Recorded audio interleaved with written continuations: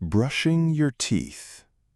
So, brushing your teeth, probably the first thing you do when you wake up, right? That fuzzy morning breath hits you like a wall, and your brain instantly goes, "Get the toothpaste, now!" We've all done it since we were kids. You grab your brush, load it with minty goo, scrub like you're trying to erase all evidence of that garlic pizza from last night, rinse, spit, and smile at yourself in the mirror like you just won a tiny battle. It feels normal, basic hygiene, no big deal. But here's something weird. Brushing your teeth wasn't always about freshness or cavities. In fact, a long time ago, it had nothing to do with keeping your smile white or your breath kissable. The earliest versions of this habit, they weren't even about health. They were about spiritual protection. Let's rewind. Way, way back, like ancient Babylon or early Egyptian days, people didn't have fancy plastic brushes or fluoride toothpaste. Instead, they used chewing sticks, basically twigs, roots, or soft branches from trees like Salvadora persica, aka the toothbrush tree. You chew one end until it frayed into a little bristle, and then rub it along your teeth and gums. Sounds pretty primitive, right? But it actually worked decently. Now here's the creepy twist. The point of these chewing sticks wasn't just to clean the mouth, it was to cleanse the spirit. Back then, your mouth was seen as more than just a place where food went in and words came out. It was thought to be a gateway, a vulnerable opening where evil could enter. Rotting teeth, foul breath, that wasn't just a hygiene issue. It was a sign that something dark was taking hold. People believed that spirits, demons, or curses could creep in through your mouth while you slept, while you prayed, or while you ate something that didn't sit right with your gods. So chewing those sticks, and more importantly, chewing the right kind of stick, became a sort of daily spiritual defense ritual. Some trees were believed to have sacred or protective powers. Others were associated with warding off disease, not in the biological sense, but in the spiritual one. Your twig wasn't just a brush, it was an amulet. In parts of Africa, Asia, and the Middle East, this practice still exists. It's called the miswak, and it's actually endorsed by the World Health Organization for its antibacterial properties. But originally, people weren't just using it for plaque. They were using it to scrub away evil. Think of it as spiritual floss. There's even evidence that in ancient Chinese medicine, mouth care was deeply tied to energy flow and spiritual health. A dirty mouth could disrupt the harmony in your internal organs and attract misfortune. So brushing wasn't just about you smelling nice. It was about keeping cosmic balance. It was about making sure nothing bad made its way into you. And then there's Europe. In medieval times, brushing wasn't common, and honestly, most people had absolutely terrible teeth. But the few who did care for their mouths often did so as a ritual of purification before prayer or ceremonies. It wasn't dental care, it was spiritual hygiene. If you were going to speak to God, better make sure your mouth was clean, not just physically, but spiritually too. Because your mouth was the tool you used to invoke divine names. It had to be protected. Here's another layer.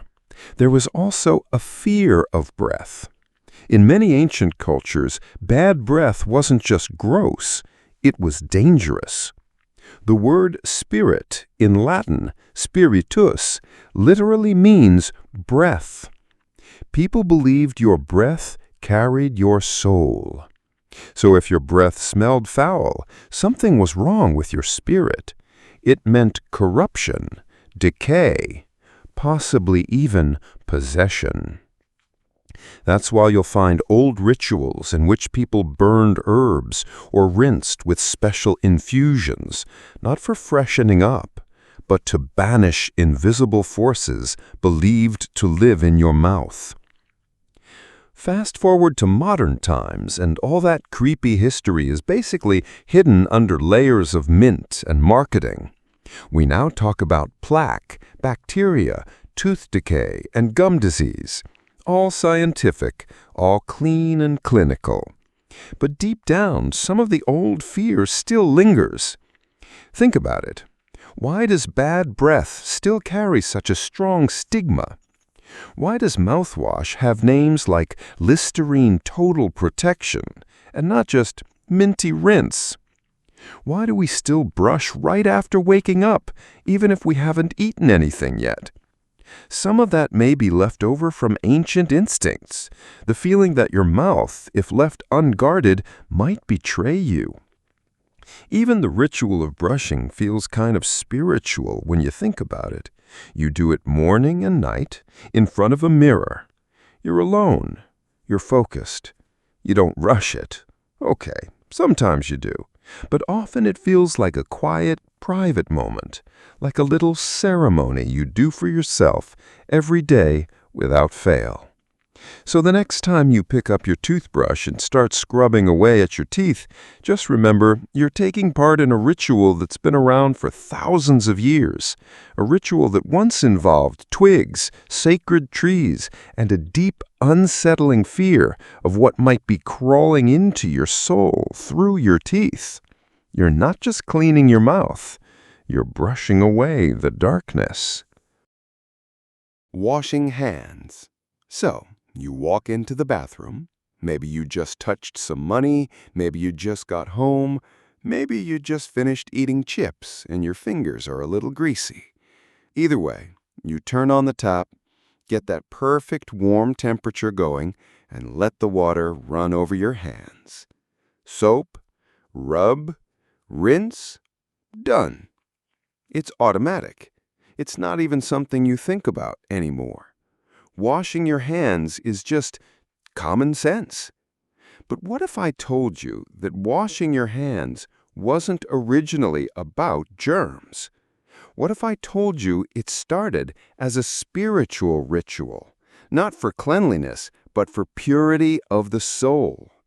Yeah, before soap was soap, and before antibacterial was even a word, people were washing their hands for much darker and sometimes even bloodier reasons. Let's go back. Imagine yourself in an ancient temple. It's candlelit, smoky, and silent, except for the sound of footsteps echoing on stone floors. You're a priest, or maybe just someone about to make an offering to a god. Before you can even approach the altar, there's one thing you must do first: wash your hands. Why? Because in ancient times, dirty hands didn't just mean you'd been digging in the dirt. They meant spiritual contamination. People believed that if you approach the divine with unclean hands, you could offend the gods, curse your offering, or worse, invite spiritual punishment onto yourself or your whole community. In ancient Jewish traditions, hand-washing became a sacred law. Before eating bread, before prayer, before entering holy spaces, the ritual of Netilat Yadayim was required. And it wasn't just symbolic, it was precise.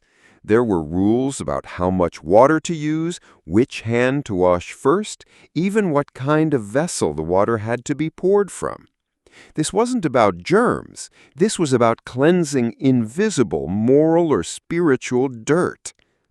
The same idea shows up in Islam with the ritual of wudu, the washing of hands, face, arms, and feet before prayer. Again, not about hygiene in the modern sense. It was about preparing yourself to stand before something sacred, a kind of spiritual reset button. Purity through water. In ancient Rome, hand-washing also had a chilling role in ceremonies involving sacrifice. Before priests slaughtered animals as offerings to the gods, they had to wash their hands, not because they were worried about getting sick, but because they believed impure hands would defile the ritual. If your hands weren't clean, the sacrifice wouldn't count. The gods might ignore it, or worse, get angry. And here's where it gets creepier. In some cases, people would wash their hands after a sacrifice too, not to get rid of blood, but to symbolically remove guilt. You've probably heard the phrase, "I wash my hands of this." Sound familiar? That actually comes from Pontius Pilate, the Roman governor who sentenced Jesus to death. In the Bible, before he hands Jesus over to be crucified, he literally washes his hands in front of the crowd and says, "I am innocent of this man's blood." It was a public ritual of denial, not hygiene, a way to say, "This isn't my fault, the blood's not on me." Creepy, right? Even outside of religion, cultures around the world have linked hand-washing to moral or emotional cleansing. After funerals in Japan, for example, people wash their hands and rinse their mouths before returning home, not to get rid of bacteria, but to ward off lingering spirits of the dead. It's called misogi, and it's meant to purify you of spiritual pollution. And get this, during medieval times in Europe, knights and nobles would often wash their hands before sitting down to eat. Sure, some of it was practical, no one wants greasy hands on a turkey leg, but much of it was ritualistic. It was part of the performance of civilization, a signal that you were above the peasants, that you were a morally upright, a clean person, inside and out. Now fast forward to today, we wash our hands to kill bacteria, avoid getting sick, and stop spreading viruses. It's science now. Rational. But notice how much emotion is still tied up in it. Think about how you felt the last time someone didn't wash their hands in a public bathroom. Grossed out? A little angry? Like they broke an unspoken social law? That reaction comes from something deeper than just ew. It comes from a moral disgust. The ancient sense that unclean hands are a sign of something wrong, not just physically, but spiritually. Even in pop culture, this idea sticks around. Remember Lady Macbeth? After pushing her husband to murder the king, she keeps hallucinating blood on her hands. "Out, damned spots," she cries, scrubbing invisible stains. She's not trying to wash away germs. She's trying to wash away guilt. It's still in us. Washing your hands feels good, not just because you're physically cleaner, but because it gives you a sense of mental and emotional reset. After something stressful, messy, or uncomfortable, we often instinctively go wash our hands. It feels symbolic, even if we don't realize it, like we're wiping the slate clean, purging something unseen. So yeah, every time you lather up and rinse, you're not just following modern health advice. You're part of a chain of human behavior that goes back thousands of years. From temples to battlefields, from altars to bathrooms, water on hands has always meant more than it seems, and whether it's about killing germs or washing off metaphorical blood, the act still carries a quiet power. You're not just washing your hands, you're performing a ritual that used to mean the difference between sacred and damned. Trimming nails. Okay. Let's talk about something you probably don't give much thought to until they start clicking on your keyboard or snagging on your shirt. Your nails. You notice they're getting too long. You grab a clipper, snip, snip, snip. Maybe file them down if you're fancy, and toss the clippings in the trash. End of story, right? But what if I told you that tiny act, trimming your nails, was once seen as a spiritually risky move? That ancient cultures treated nail clippings like powerful little pieces of your soul, and that if you handled them the wrong way, they could literally curse you. Yeah, things just got weird. Let's rewind. Because nails have always been more than just dead keratin to our ancestors. They were part of you, part of your essence. And back in a time when people didn't understand cells, DNA, or regeneration, the idea that you could cut off a piece of your body and it would keep growing back, that was downright mystical. To many early cultures, hair and nails were considered sacred extensions of your life force. And if someone got a hold of them, they could use them for magic or harm, or worse, to control you. In ancient Egypt, nail clippings were often burned after being cut. Why? Because if someone found your discarded nails, they could use them in a curse or binding spell. Same thing with hair. In fact, Egyptian burial rituals sometimes included taking a person's trimmed nails and burying them with the body, so no one could use them for sorcery after death. Better to keep all your spiritual parts together, just in case. Over in Japan, there's an old superstition that if you trim your nails at night, you won't live long enough to see your parents again. That sounds dramatic, but it's rooted in the belief that nighttime is when spirits roam, and that cutting parts of your body after dark makes you vulnerable. In other words, while you're clipping away, you're literally opening a door to bad luck. Some believed that spirits could slip into the exposed nail beds or follow the clippings and find you. Creeped out yet? There's more. In India and in several Middle Eastern traditions, there are rules about where and when to trim your nails. Some people only cut them on specific days, never on Tuesdays or Fridays, for example, because those were believed to be days when spiritual energy was more volatile. And once the nails were cut, you couldn't just toss them anywhere. That would be dangerous. You had to burn them, bury them, or wrap them and throw them in moving water. Why? Because if someone found them, they could be used in black magic or voodoo-style rituals. This wasn't just paranoia.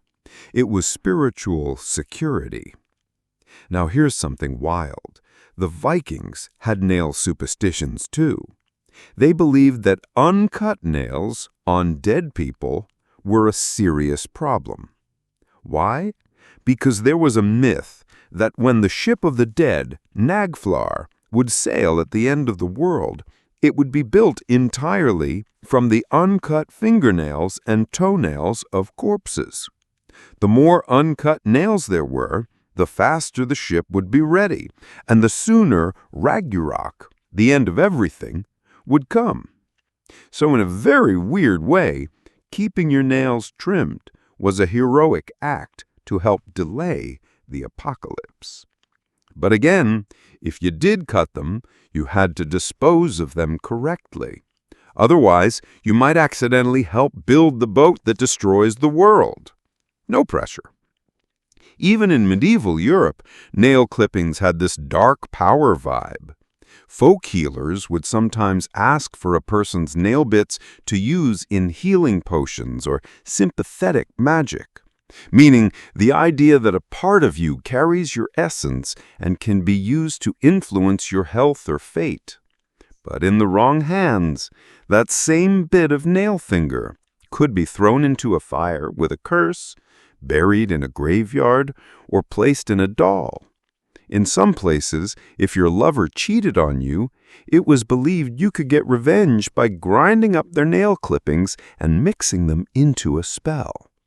Seriously, something as small as a nail, enough to tear someone's luck to shreds. And even today, you'll find people who still burn or bury their clippings, just to be safe. Not because they believe it 100% maybe, but because, what if? Now here's where it gets a little more psychological. Even modern psychology shows that we're still weirdly emotional about hair and nails. Ever seen someone react with disgust when they find a toenail on the floor?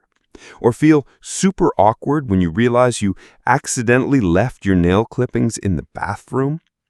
That's not just about being clean. That's some deep-rooted cultural wiring. We treat those pieces like they're still part of us, even though they're not. And don't even get me started on nail biting. That habit is ancient too. And in some cultures, it was thought to be your soul trying to reclaim lost energy. Sounds dramatic, but think about it. Your brain might be doing something primitive there. A throwback to a time when you didn't want parts of yourself scattered around. So the next time you're trimming your nails while watching Netflix or standing over the bathroom sink and you flick that little crescent-shaped bit of keratin into the trash without thinking, just pause for a second. You just cut off a part of your body, a part that for thousands of years people believed could be used against you.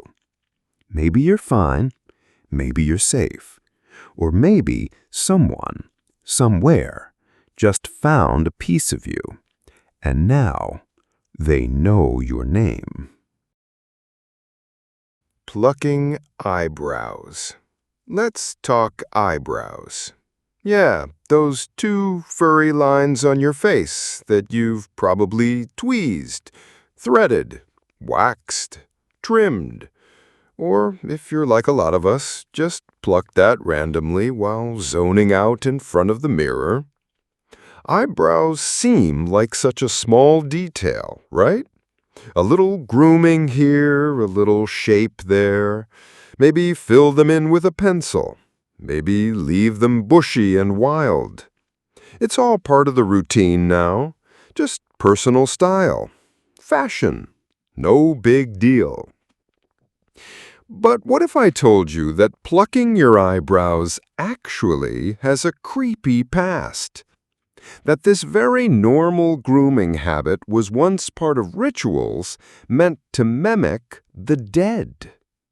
That early humans may have pulled out their brows not to look cute, but to look terrifying? Or worse, to look like they were already possessed? Yeah. Let's dig into that. First off, it helps to understand that facial hair, especially eyebrows, has always had symbolic power. Long before there were brow pencils and beauty salons, humans were shaping their faces for spiritual, ceremonial, or psychological reasons. In some ancient tribes, warriors or priests would pluck or shave off their eyebrows entirely before going into battle or entering sacred rituals. Why? Because it made them look less human, or more accurately, more like the dead. Think about it. When someone dies, one of the first things that happens, especially in colder climates, is that their body begins to stiffen and lose color. Their brows and lashes fade, fall out, or get covered in ash or dirt during burial. The result? That blank, wide-eyed look. Emotionless, hollow, unnerving. Some ancient cultures believed that by plucking off their brows, they could take on the appearance of death, and that this would scare off evil spirits who were hunting for the living. Kind of like, hey, nothing to see here, already dead. It was a form of spiritual camouflage. If you looked like a corpse, maybe the demon would pass you by. In pre-Columbian South America, some warrior tribes reportedly removed eyebrows and facial hair as a pre-battle ritual, believing that the altered appearance would intimidate enemies and please the gods of war. The logic? When you strip the human face of its emotional markers, like brows, which are crucial for expressions, you stop looking like a relatable person and start looking like a live-in mask. Cold, soulless, inhuman. Even in ancient Mesopotamia, there's evidence of eyebrow plucking as part of mourning rituals. When someone died, their family would sometimes remove their eyebrows to mimic the dead and show devotion, like saying, "I'm grieving so hard I want to become like them." Some texts even suggest that it was seen as a sacrifice of beauty to honor the spirits of the deceased. You'd make yourself less attractive, less lively, more ghost-like. Now, fast forward a bit. In ancient China, especially during the Tang Dynasty, eyebrow plucking became popular, but not just for aesthetics. Certain brow shapes were believed to channel different types of energy. A sharp, curved brow might invoke strength. A thin, high-arched brow could attract favor from celestial spirits. But the act of removing and reshaping them was still ritualistic. It wasn't just beauty, it was cosmic manipulation. You were reshaping your fate by reshaping your face. And then there's ancient Egypt, which honestly had some of the most eyebrow-obsessed people in history. Egyptians used tweezers, razors, even seashells to shape their eyebrows. But it wasn't just about style. They believed the eyes were the windows to the soul, and the brows were the guardians of those windows. Plucking them could mean opening yourself up to spiritual forces, both good and bad.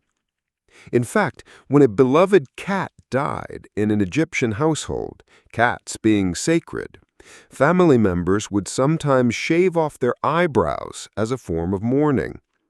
Not their heads, not their beards, their eyebrows. That's how important that part of the body was. Losing it signaled emotional loss, grief, transformation. Here's where it gets eerier. The idea that removing your brows makes you look otherworldly still exists today. Think of horror films. Think of ghosts, demons, or the possessed. What do they often look like? Pale, wide-eyed, with missing or faded eyebrows. There's something deeply unsettling about that blank expression. The one that doesn't show emotion, doesn't frown or raise in surprise, just stares. That effect is ancient psychology at work. Your brain relies on eyebrows to read people's emotions. Without them, you're dealing with a poker face from the underworld. You don't know if it's friendly or dangerous.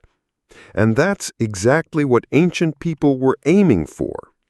To create a face that couldn't be read, one that might confuse spirits, startle enemies, or even protect them during rituals. Even today, traces of this survive in weird ways.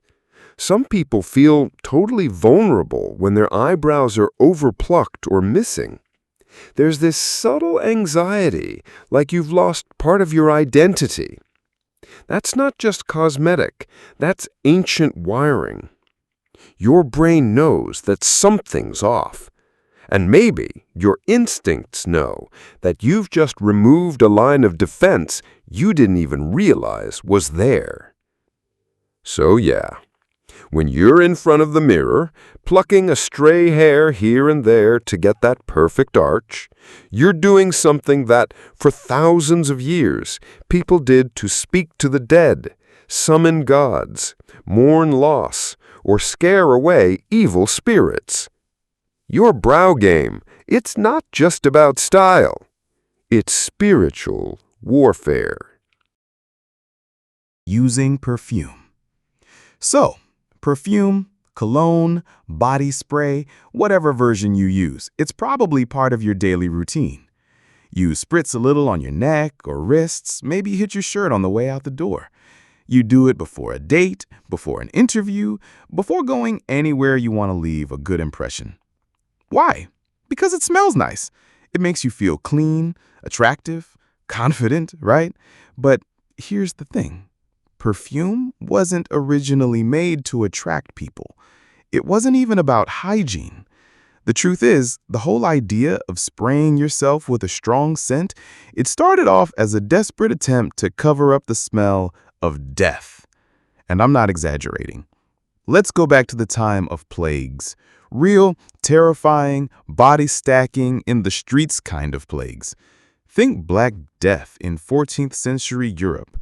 Bubonic plague was sweeping through cities, killing millions, and the stench absolutely unbearable. There were no proper sewers, no modern cleaning products, no refrigeration, no trash pickup. When people died, their bodies were often left in homes or dumped into mass graves. Entire towns smelled like rot. And back then, people genuinely believed that bad smells caused disease. It was called the miasma theory, the idea that foul air or noxious vapors carried sickness into your body. You weren't worried about bacteria yet. Germ theory hadn't been discovered. You were afraid of stench. If you could block out the smell, maybe you could block out the plague. So what did people do? They turned to perfume. But this wasn't your delicate floral Chanel No. 5 situation. They used strong, choking, overpowering scents. Imagine a mix of vinegar, herbs, spices, flower oils, and even urine-based compounds, soaked into cloths and carried around in pockets or pressed to the nose. If it masked the odor of death, it was good enough. The rich had access to rosewater, ambergris, musk, and civet. Yes, the gland secretions of a wild animal. These weren't just to smell good, they were to protect themselves from what they believed was airborne evil. Some people wore pomanders, little metal balls filled with scented wax or herbs hanging around their necks or waists like protective amulets. And of course, we can't forget the plague doctors, those terrifying figures in beaked masks. Ever wonder why the beak? It was basically a giant air freshener. The mask was stuffed with strong-smelling herbs and oils to purify the air before it reached the doctor's nose. Again, it wasn't about looking scary, it was about not dying from the bad smell. In many parts of medieval Europe, people would literally bathe in perfume instead of water. Why? Because water was often considered unsafe, and honestly, most people didn't bathe regularly. Perfume became a way to cover up the human funk. But more importantly, it was a form of spiritual and physical protection. If you smelled like herbs and flowers, maybe death would pass you by. And this idea didn't stop with the plague. In ancient Rome, perfume was heavily used during funerals. Why? Because the smell of decay was seen as both dangerous and offensive to the gods. They burned incense constantly around the body. They doused the corpse in oils and scented balms. And mourners themselves, they wore perfume too, not to impress each other, but to create a barrier between themselves and the realm of the dead. The same thing happened in ancient Egypt, where perfume was used in mummification rituals. They weren't just trying to preserve the body, they were trying to spiritually cleanse it. The scents used were believed to calm the soul and distract demons from following the dead into the afterlife. Frankincense, myrrh, cinnamon, these were powerful tools of spiritual warfare. Now fast forward to the French aristocracy in the 1600s. This is where things get both fancy and gross. Versailles was beautiful, but hygiene? Terrible. There were no bathrooms. People rarely bathed. Instead, they drenched themselves in perfume. The king's court was a cloud of powder, sweat, and heavy floral scents. It wasn't just elegance, it was desperation. The perfume covered up everything from body odor to rotting teeth to the stink of illness and death. Perfume became a class symbol, yes, but deep down it was still doing the same job it did in the plague years, masking the smell of decay, helping people pretend that nothing was rotting underneath the surface. Even the word perfume comes from the Latin perfumum, which means through smoke. That's because early perfumes were burned, not sprayed. They were made to fill the air with scented clouds. Smoke meant to cleanse spaces, people, and even sacred rituals from invisible corruption. We've just forgotten the scary part. Today, perfume ads tell you it's all about seduction, confidence, luxury. But think about it. Why is it so important to smell clean? Why is body odor so taboo? Why do we associate a bad smell with someone being dirty, sick, or undesirable? That's ancient fear talking. Our ancestors learned to fear the scent of death, and we inherited the urge to drown it out. Even now, we don't just wear perfume for style. We wear it to feel protected. From what, we're not exactly sure anymore, but the instinct is still there. So, the next time you spritz on your favorite scent before heading out, just pause. That little glass bottle you keep on your dresser, it's not just a fragrance. It's a modern version of something that once stood between life and death, between the living and the plague, between your soul and what might be sniffing around for it. You're not just trying to smell good. You're trying to survive something your ancestors never forgot. Covering your mouth when yawning. You're sitting at your desk, or maybe you're watching TV, or stuck in a meeting that just won't end. And out of nowhere, it hits you, a yawn. That slow, deep inhale, eyes squinting, your jaw stretches open wider than you thought was humanly possible. And almost without thinking, your hand goes up to your mouth. You cover it. Why? It's just a yawn. It's not a sneeze. You're not coughing. There's no real social danger here. But for some reason, your body says, hide it. Most people today would tell you it's just manners, politeness, a way to avoid being rude or showing off your tonsils to the room. But believe it or not, this tiny gesture covering your mouth when you yawn comes from something much darker, much older, and way creepier than good manners. At one point in human history, people genuinely believed that yawning could let your soul escape your body. Not kidding. Let's rewind way back to a time when the human body was still kind of a mystery, and so was the mind. People didn't understand neurology or sleep cycles. They didn't know about oxygen levels or boredom or any of the modern science we use to explain yawns today. What they did believe, though, was that every human had a soul, and that soul was kinda loosely attached. It wasn't locked in. It could drift. It could wander. And most importantly, it could be taken. A yawn, they thought, was a moment of vulnerability. Your mouth wide open, your consciousness in this weird, relaxed state, it looked like a doorway had just opened. And if a door opened, well, something might come in. Or something might go out. In some ancient cultures, particularly in parts of Africa, Asia, and among early European societies, people believed that yawning was like opening a portal to your spiritual core.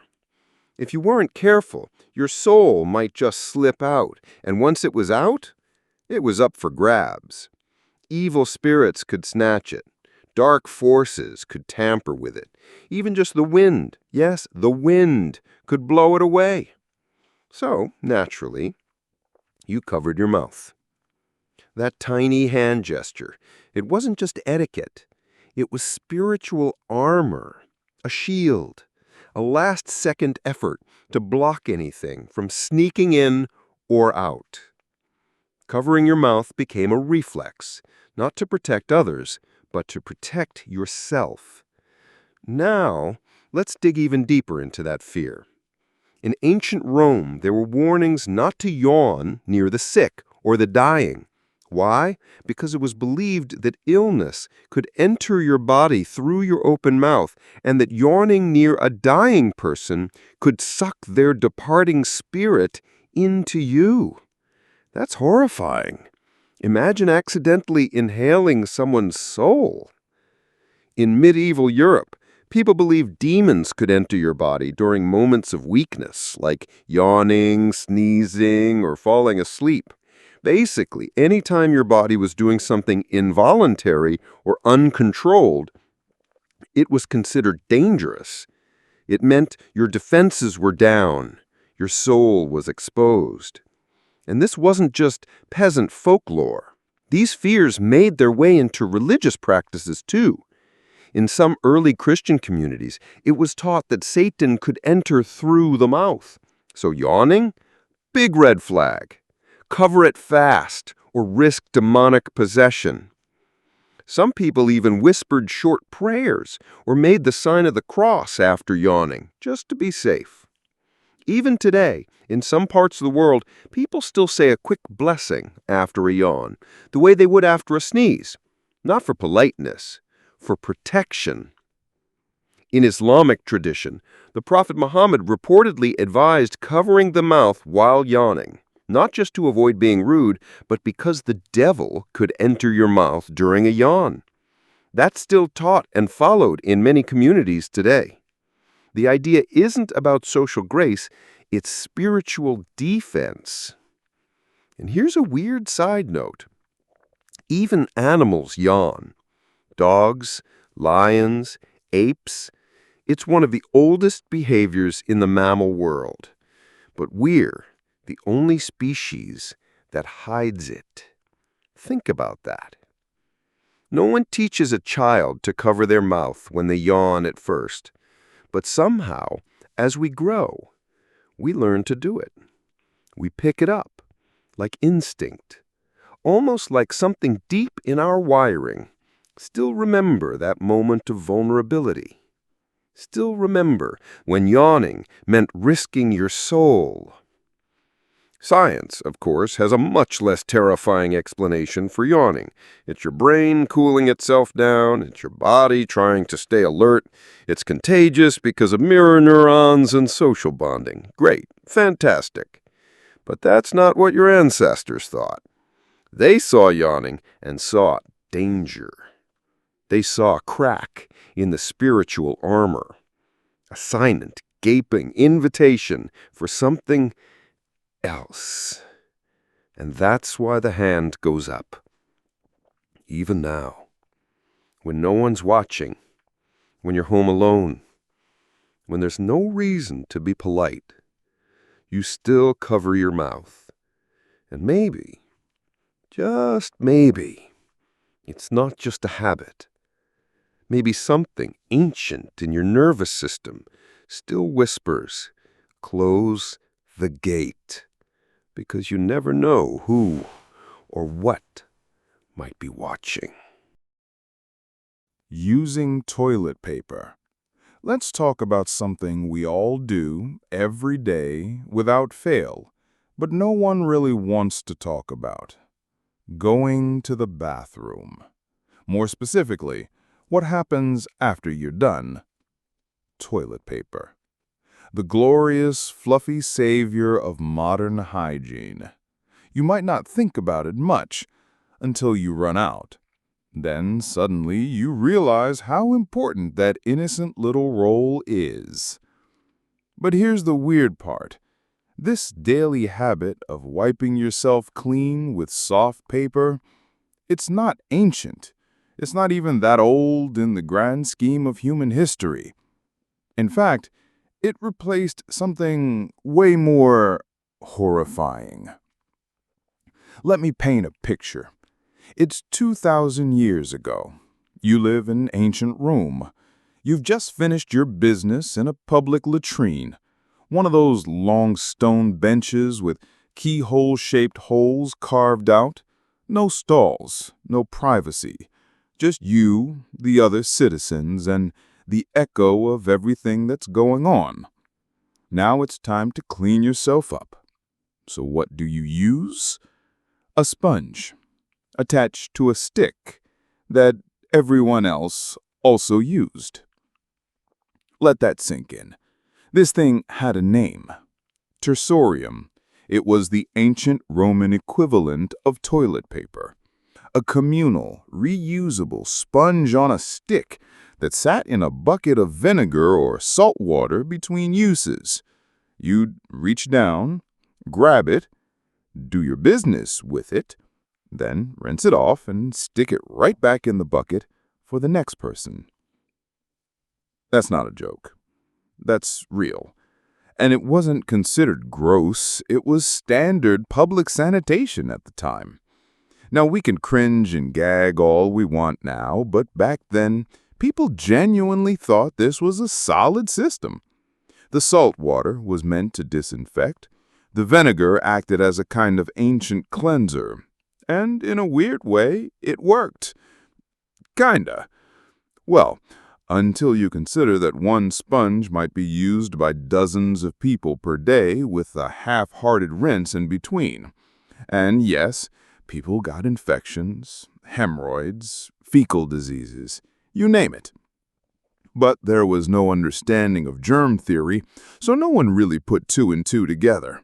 They didn't think, maybe sharing butt sponges is a bad idea. They just thought, the gods must be angry again. Now here's the creepy part. In some ancient Roman writings, there were reports of people using the tersorium as a weapon. That's right. If someone was being punished, bullied, or publicly humiliated, one way to do it was to smack them with the sponge stick, and not the clean end. Literal poop revenge. People were scared of it. Not just because of the gross factor, but because it was associated with disease, shame, and spiritual defilement. You think kids today are afraid of public restrooms? Imagine being terrified of getting hit with someone else's communal butt sponge. And it wasn't just Rome. Other ancient cultures had their own strange hygiene methods. In ancient Greece, people used fragments of ceramic called pessoi. Yes, they wiped themselves with pottery shards. That's where the phrase cutting it close takes on a whole new meaning. In China, bamboo sticks were used. In Japan, people used scraping tools made of wood. In the Middle East, water and the left hand were standard. In parts of India and Africa, smooth stones or mud were common. The idea of using soft, disposable paper to clean your body, that was a luxury that wouldn't come for centuries. Toilet paper, as we know it, didn't even exist until the late 1800s. And even then, it was a novelty. Early versions were rough, often printed with ink, and sold in catalogs. People actually wiped with newspaper before TP was mass-produced. And during wartime shortages, leaves, corn husks, even pages from books. But here's the eerie part. Even after toilet paper became the norm, the fear of unclean contact stuck around. Ever wonder why bathroom stalls in the US have those weird, huge gaps around the doors? Or why public bathrooms feel so exposed, even though we're supposed to be private? A lot of that comes from old architectural ideas that go all the way back to Roman bathhouses, where everything was public, communal, and weirdly ritualized. There's also this unsettling truth. In some very old buildings, hospitals, prisons, or even early schools, toilet paper wasn't always offered. Not because they didn't have it, but because of control. Cleanliness was considered a privilege, not a right. The idea was that having access to soft paper was something you had to earn. Creepy, right? Even today, if you travel around the world, you'll find plenty of places that don't use toilet paper at all. Bidets, water hoses, or hands are still the go-to. And while they're usually more hygienic than we give them credit for, it's still a strange reminder that our modern habits are not universal and not all that permanent. But back to the sponge. What sticks with people, pun intended, is just how normalized that shared tessurium was. It wasn't hidden. It wasn't taboo. It was literally part of public life. You'd chat with someone, do your thing, and reach for the same sponge they just used 30 seconds ago. And you do it without flinching. That alone tells you how strange and flexible human behavior can be. Because what we think of as clean today might seem insane to someone 1,000 years from now. Maybe our great-great-grandkids will be horrified that we ever used dry paper for such a wet job. Maybe they'll think of us the same way we think about those poor Romans and their bucket of vinegar. So the next time you're sitting in the bathroom, grabbing that nice, soft, individually rolled sheet, just pause for a second. Look at it and say a little thank you. Because not too long ago, you'd be reaching for a sponge on a stick, one that 100 strangers had already used, and you'd smile, rinse it off, and pass it on. Flushing toilets. You flush the toilet. Simple. Routine. One hand movement. One familiar sound. Whoosh. Done. You don't think about it. You're not supposed to think about it. The whole point is to hit that handle and forget what just happened, right? Move on with your life. That's what we've been trained to do. Flush and forget. But here's the weird question.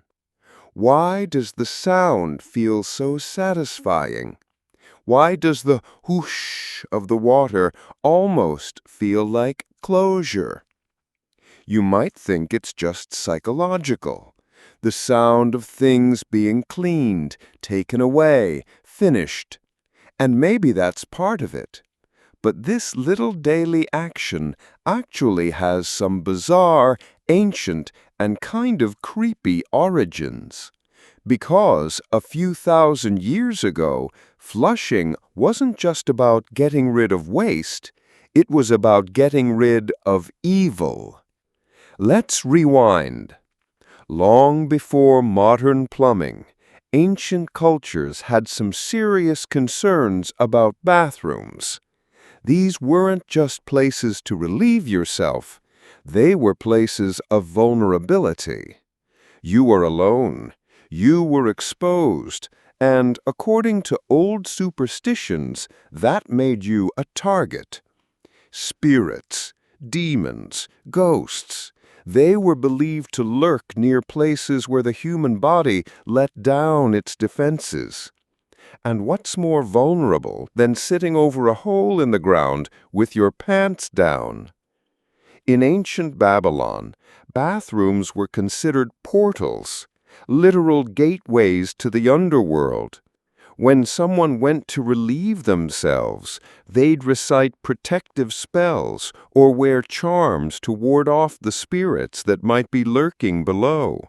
These weren't optional rituals, they were essential. You couldn't just drop your guard in the latrine. You had to fight off unseen forces while doing your business. Fast forward a few centuries. In ancient Rome, public toilets were noisy places, and not just because of what people were doing in there. Romans believed in spiritus excretio, the idea that evil spirits were drawn to the act of excretion like moths to a flame. So, they would intentionally make loud noises, bang on walls, shout prayers, or even stomp as they did their business. Why? Because sound, particularly sudden, forceful sound was believed to scare spirits away. Now here's where things get interesting. Many ancient cultures believed that water had spiritual power, flowing water especially. It was seen as cleansing, but not just in a physical way. It pushed things away, not just filth, but energy, intentions, and yes, demons. There are even early accounts in medieval Europe of people who were terrified of using toilets at night, not because of robbers or snakes, but because of the belief that demons dwelled in cesspits and might crawl up from below to grab you. There are woodcut illustrations, real ones, of people being attacked by evil creatures mid-poop. Yes, people really thought this was a thing. So what did they do about it? They made noise. They lit candles. They sang hymns. They banged their chamber pots on the walls. But the most effective method? Flushing water when available. Because the rush of water, that roaring, gushing sound, was believed to be a symbolic banishment. It was the sound of filth being carried away, and the evil with it. Almost like an exorcism in miniature, happening every time you emptied your pot or pulled the chain. And when modern flush toilets were invented in the 16th and 17th centuries, that symbolism stuck. The early designs were crude, tanks filled with water that dumped downward with a lever. And while inventors like John Harrington and Thomas Crapper, yes, really, were focused on engineering, the people who used the toilets often interpreted the sound in much more spiritual or superstitious ways. That loud whoosh, that wasn't just waste being removed. That was bad energy, sickness, and unseen forces being forcibly pushed out of your space. In some parts of the world, especially East Asia, toilets were actually designed with bells, whistles, or chimes to accompany the flushing process, not for fun, but as a spiritual gesture. The sound was meant to alert the spirits that cleansing was happening. You weren't just flushing waste, you were flushing chi, or life force, or ghosts that had overstayed their welcome. Even in Japanese folklore, you've got characters like Akamanto, a toilet spirit who offers you red or blue paper. Pick wrong and, well, let's just say flushing wouldn't save you from that one. But the point is, bathrooms weren't safe, spiritually speaking, and the flush became more than plumbing. It became a protective act. Now, let's talk about you. You probably never thought of flushing the toilet as some kind of ghost-banishing ritual. But if we're honest, doesn't it kind of feel like that? That moment of tension, will it flush properly? That half-second of relief when you hear the roar of the tank? That little instinct to step back as the water spins down? It's weirdly ceremonial. Like your body knows, on some level, that this is more than just a convenience. It's a cleansing. And you ever notice how uncomfortable it feels when a toilet doesn't flush? Not just because it's gross, but because it feels incomplete. Something didn't finish. Something is lingering. That silence, it's eerie. You expect the whoosh. You need the whoosh, because without it, it's like the demons didn't leave. Of course, we have bidets, automatic flushers, fancy vacuum systems, but the symbolic part remains. We still talk about flushing out toxins in health. We flush emotions. We flush data. That word, flush, always implies a forced removal, an expulsion of something unwanted, unnatural, unwelcome. So the next time you flush the toilet and hear that familiar cascade of swirling water, don't just think about plumbing. Think about the long line of people before you, thousands of years of nervous, chanting, stomping, spirit-fearing humans who all wanted that same whoosh to mean the same thing. Whatever was here is gone now. And maybe, just maybe, part of you still believes it. Looking in the mirror, you catch your reflection. Maybe you're brushing your teeth, fixing your hair, or just doing that awkward moment where you stare at yourself for no reason and suddenly think, is this really what I look like? Mirrors are part of daily life. They're everywhere, in bathrooms, elevators, makeup kits, even your phone's screen when it's off. You don't really look at mirrors anymore, you just use them. But let me ask you something weird. Have you ever looked in a mirror? Really looked, late at night, in low light, when the room's quiet, and suddenly felt unsettled? Like the reflection was too still, or like something might move behind you, even though you're alone. You're not crazy. That's a universal human fear, and it's not new. In fact, it goes back thousands of years, because mirrors, they've always been creepy. In ancient cultures, mirrors weren't just tools, they were gateways, literally. Let's go back. In ancient Egypt, polished bronze or obsidian mirrors were seen as magical items. They believed that a person's ka, or life force, could become trapped in a mirror if you stared into it too long, especially when someone had just died. Egyptians even placed mirrors in tombs, not so the dead could admire themselves, but so they could communicate from the other side. Fast forward to ancient Greece. Mirrors were used in necromancy. Seers would gaze into bowls of water or polished metal to summon visions from the spirit world. The idea was that reflective surfaces could bend the rules of reality, like water, but more dangerous. You weren't supposed to just look into a mirror. You were inviting something to look back. And that's where things get seriously eerie. During the Victorian era, people were so obsessed with spiritualism that mirrors became tools in seances. A practice called scrying involved staring into black mirrors, obsidian, polished onyx, or even darkened glass, to see visions of the dead.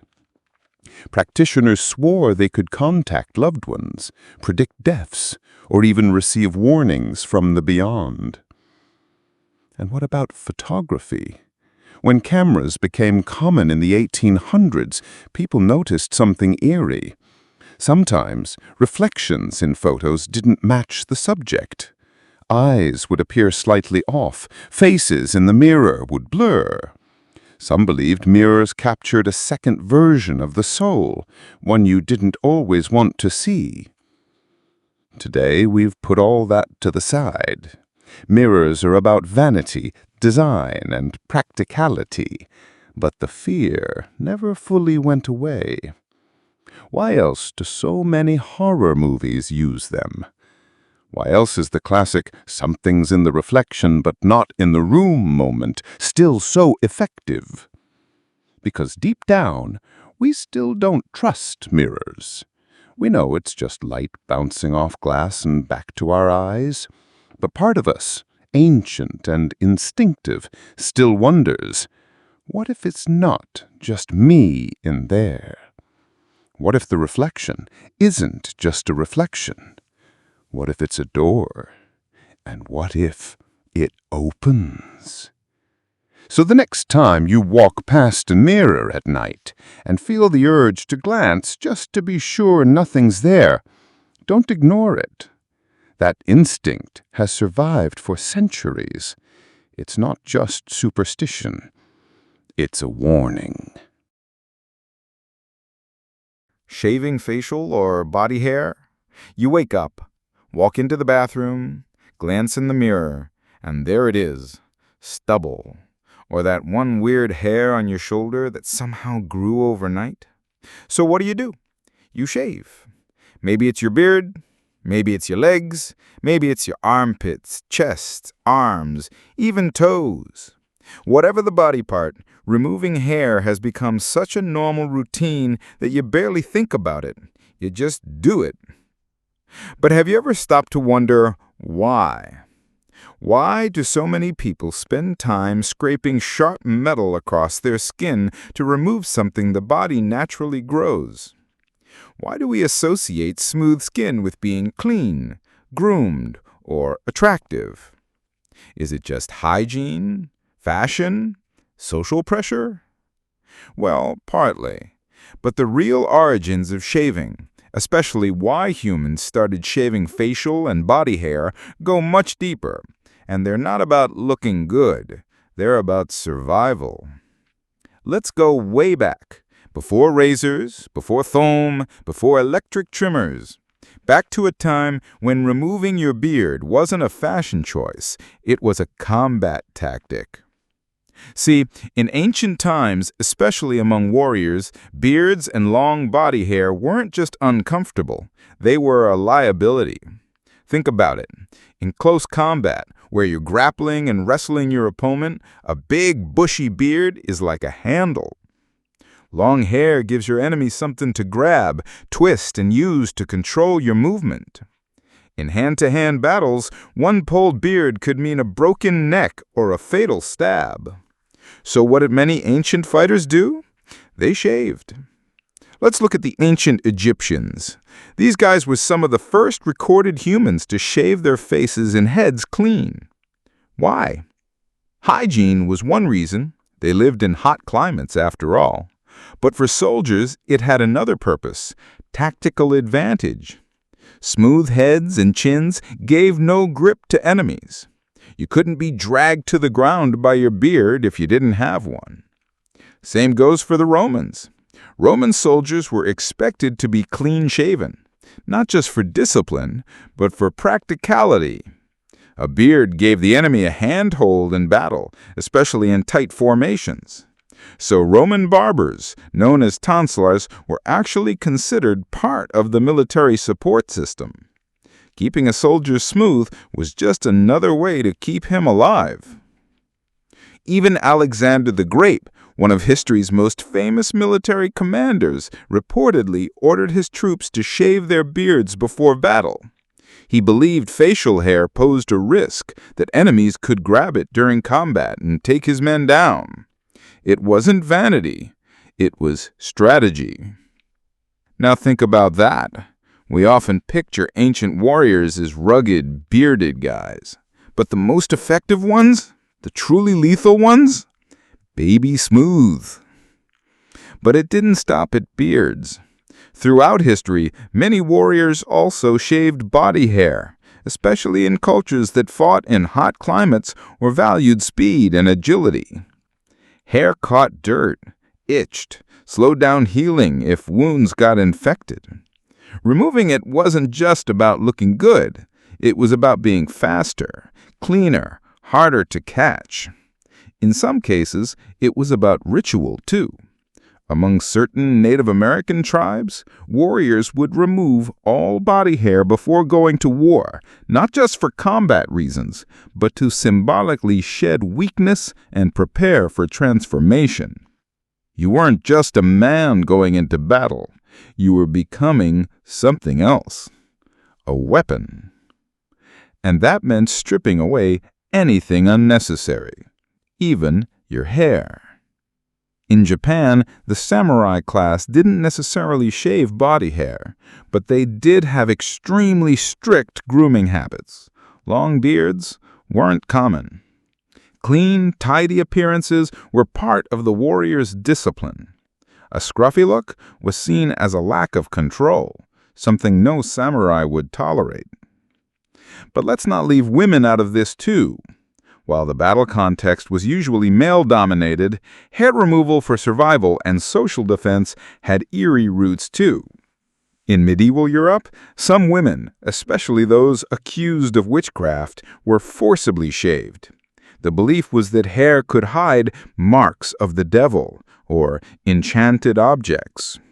This practice stuck around for centuries and warped into twisted beauty standards, where being hairless wasn't just about attraction, it was about appearing pure or undefiled.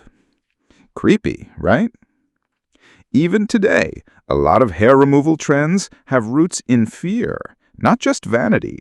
Fear of being judged, fear of looking unclean, fear of not fitting in, and in some cases, fear of being physically vulnerable.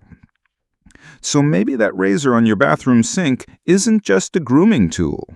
Maybe it's a symbol passed down from warriors and survivors who knew that every inch of hair could be the difference between life and death. That clean-shaven face could have saved your life on a battlefield. That smooth chest or armpit could have meant fewer infections in a world without antibiotics. Again, performance and protection. Now, of course, most of us aren't going into battle today. We're going to meetings, taking selfies, going on dates. But the old logic, it's still in there, buried deep. Ever feel weird if you forget to shave for a few days? Or self-conscious about stubble? That little buzz of discomfort might not be about modern beauty standards. It might be your brain whispering ancient warnings. Someone could grab that. Someone could use that against you. Be ready.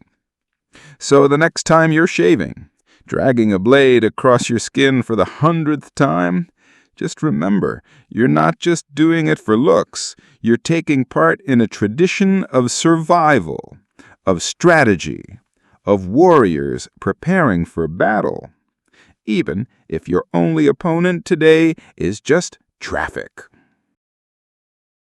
Blowing on hot food. You sit down with a steaming bowl of noodles, the kind that smells amazing but looks like it just came from the surface of the sun. You lean in, lift a spoonful, and, without even thinking, you blow on it. A soft, instinctive puff of air. Maybe once, maybe twice. Then, satisfied it won't melt your tongue, you take a bite. We all do it. From toddlers to grandparents, blowing on hot food is one of those universal human things we just do. And it seems logical, right?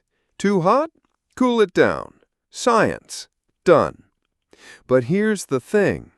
That little puff of air, it might have started as a ritual, a quiet, spooky one. Long before microwaves and instant ramen, humans sat down to meals with a whole different mindset. One where the food wasn't just for you. It was for them, too. Them being the dead. Let me explain. In many ancient cultures, food wasn't just a physical necessity. It was a spiritual currency. Every meal had meaning. Every dish, every bite was a thread between the living and the afterlife. You didn't just eat for yourself. You ate for the spirits, especially your ancestors. These weren't just traditions for festivals or holidays. They were daily life.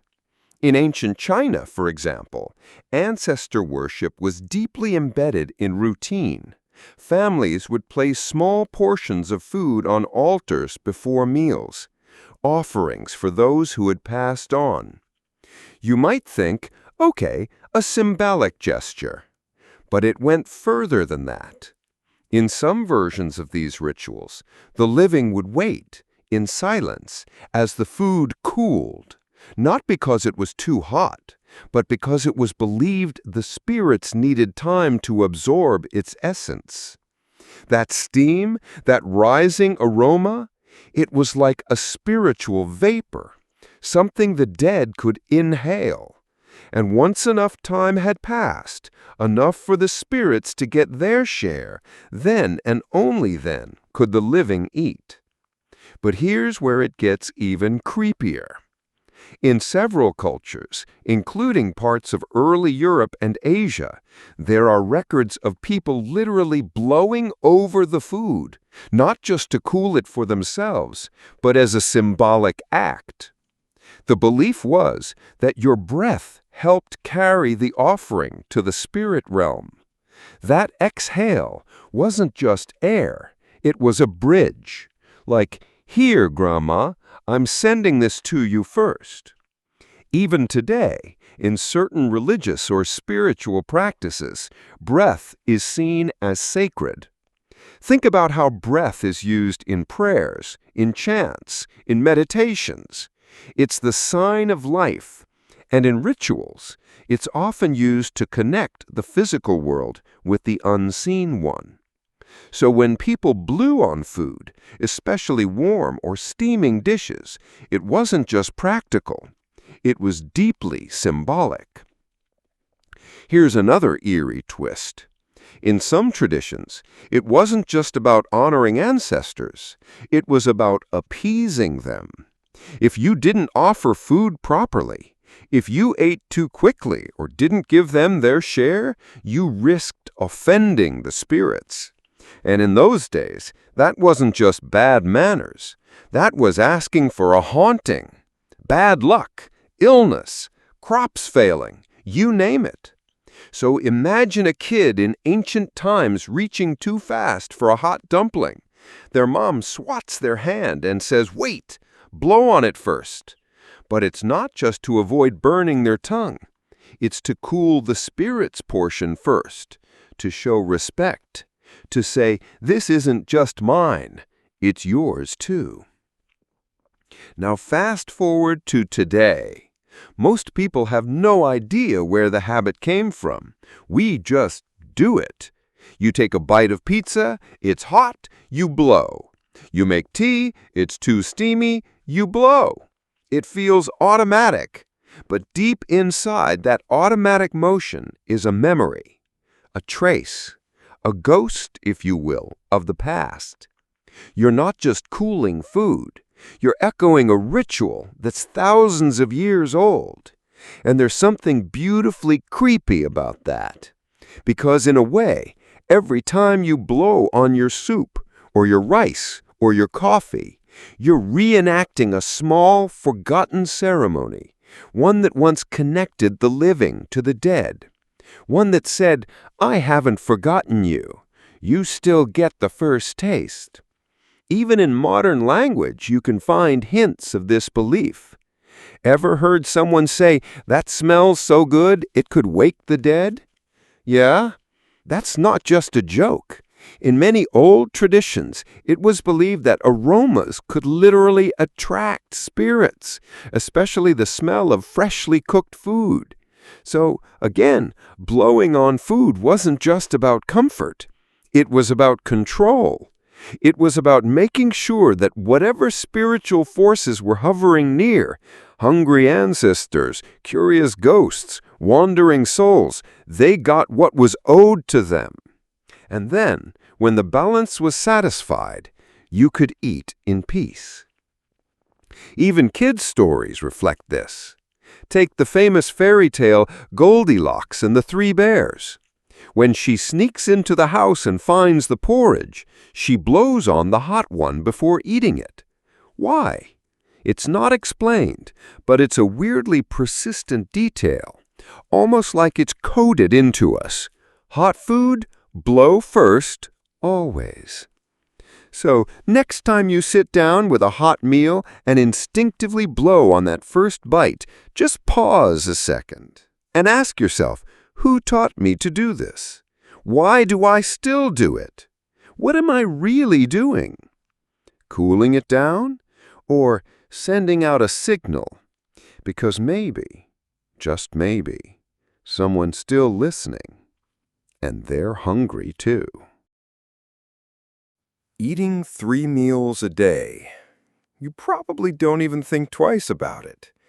Wake up, breakfast. Around noon, lunch. Evening rolls in, dinner. 3 meals a day. That's just how life works, right? Wrong. You'd think eating 3 meals a day was some kind of biological rule, like breathing or sleeping. But here's the weird part. It's not natural at all. In fact, for most of human history, people didn't eat this way. Not even close. The idea that we need 3 set meals every single day, that whole structure has creepy, controlling roots. And the reason we follow it today has more to do with power, class, and factory bells than actual health or hunger. Let's rewind. Go way, way back, like hunter-gatherer days. Did early humans sit around a fire and say, "Okay, time for lunch"? No, they ate when they could. A handful of berries here, a roasted animal leg there. They didn't schedule meals. They survived. Some days were feast, some were famine. It was about availability, not a meal plan. Even in early agricultural societies, food revolved around seasons, labor, and survival, not strict timing.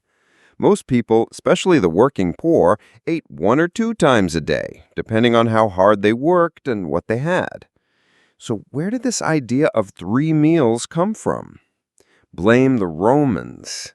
Yep, ancient Rome was one of the first civilizations to treat eating as something more than survival.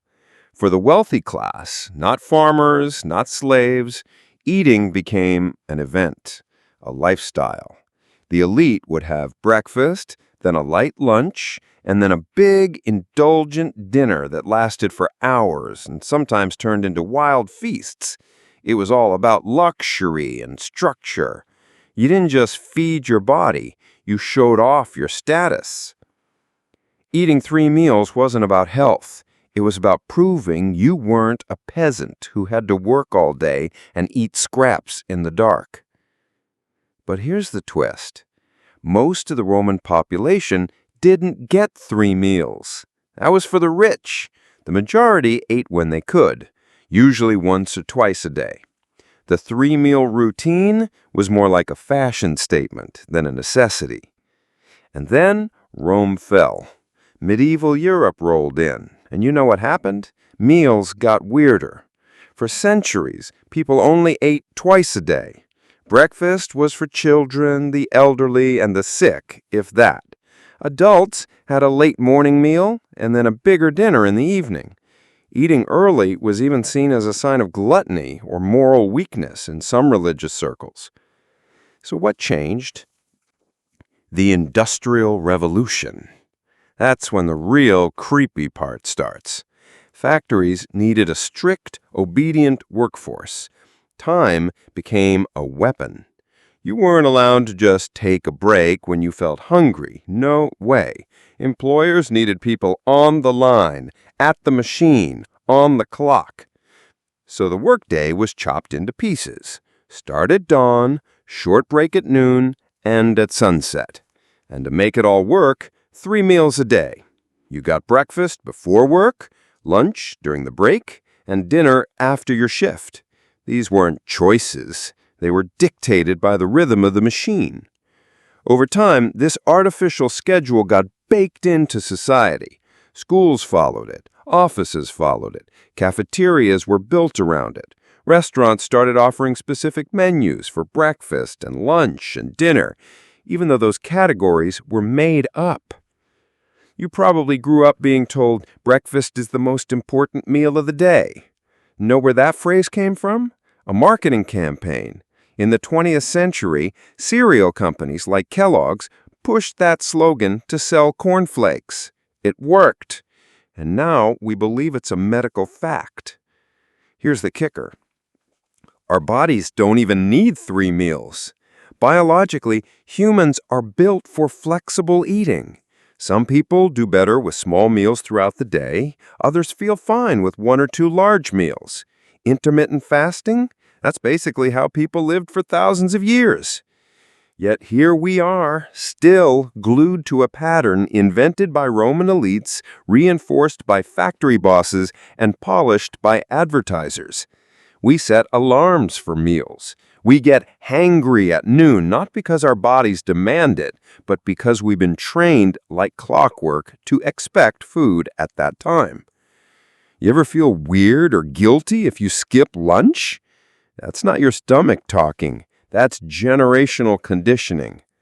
And think about how structured our social lives are around this system. Want to meet up with someone? You don't just say, let's hang out. You say, let's get lunch. Dinner at 7.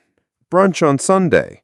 The meal isn't just food. It's the framework of how we move through the world. Even school bells are patterned after meal times. Kids are taught from age 5 to eat breakfast before the bell, eat lunch at noon, and go home to dinner. Then they grow up and do the same thing at work. So what happens when you don't follow the rule? People look at you weird. If you skip breakfast, someone says, that's bad for you. If you eat dinner too late, people say, that's not healthy. We judge others for breaking a system that was never about health to begin with. It's almost like we've forgotten how to listen to our actual hunger.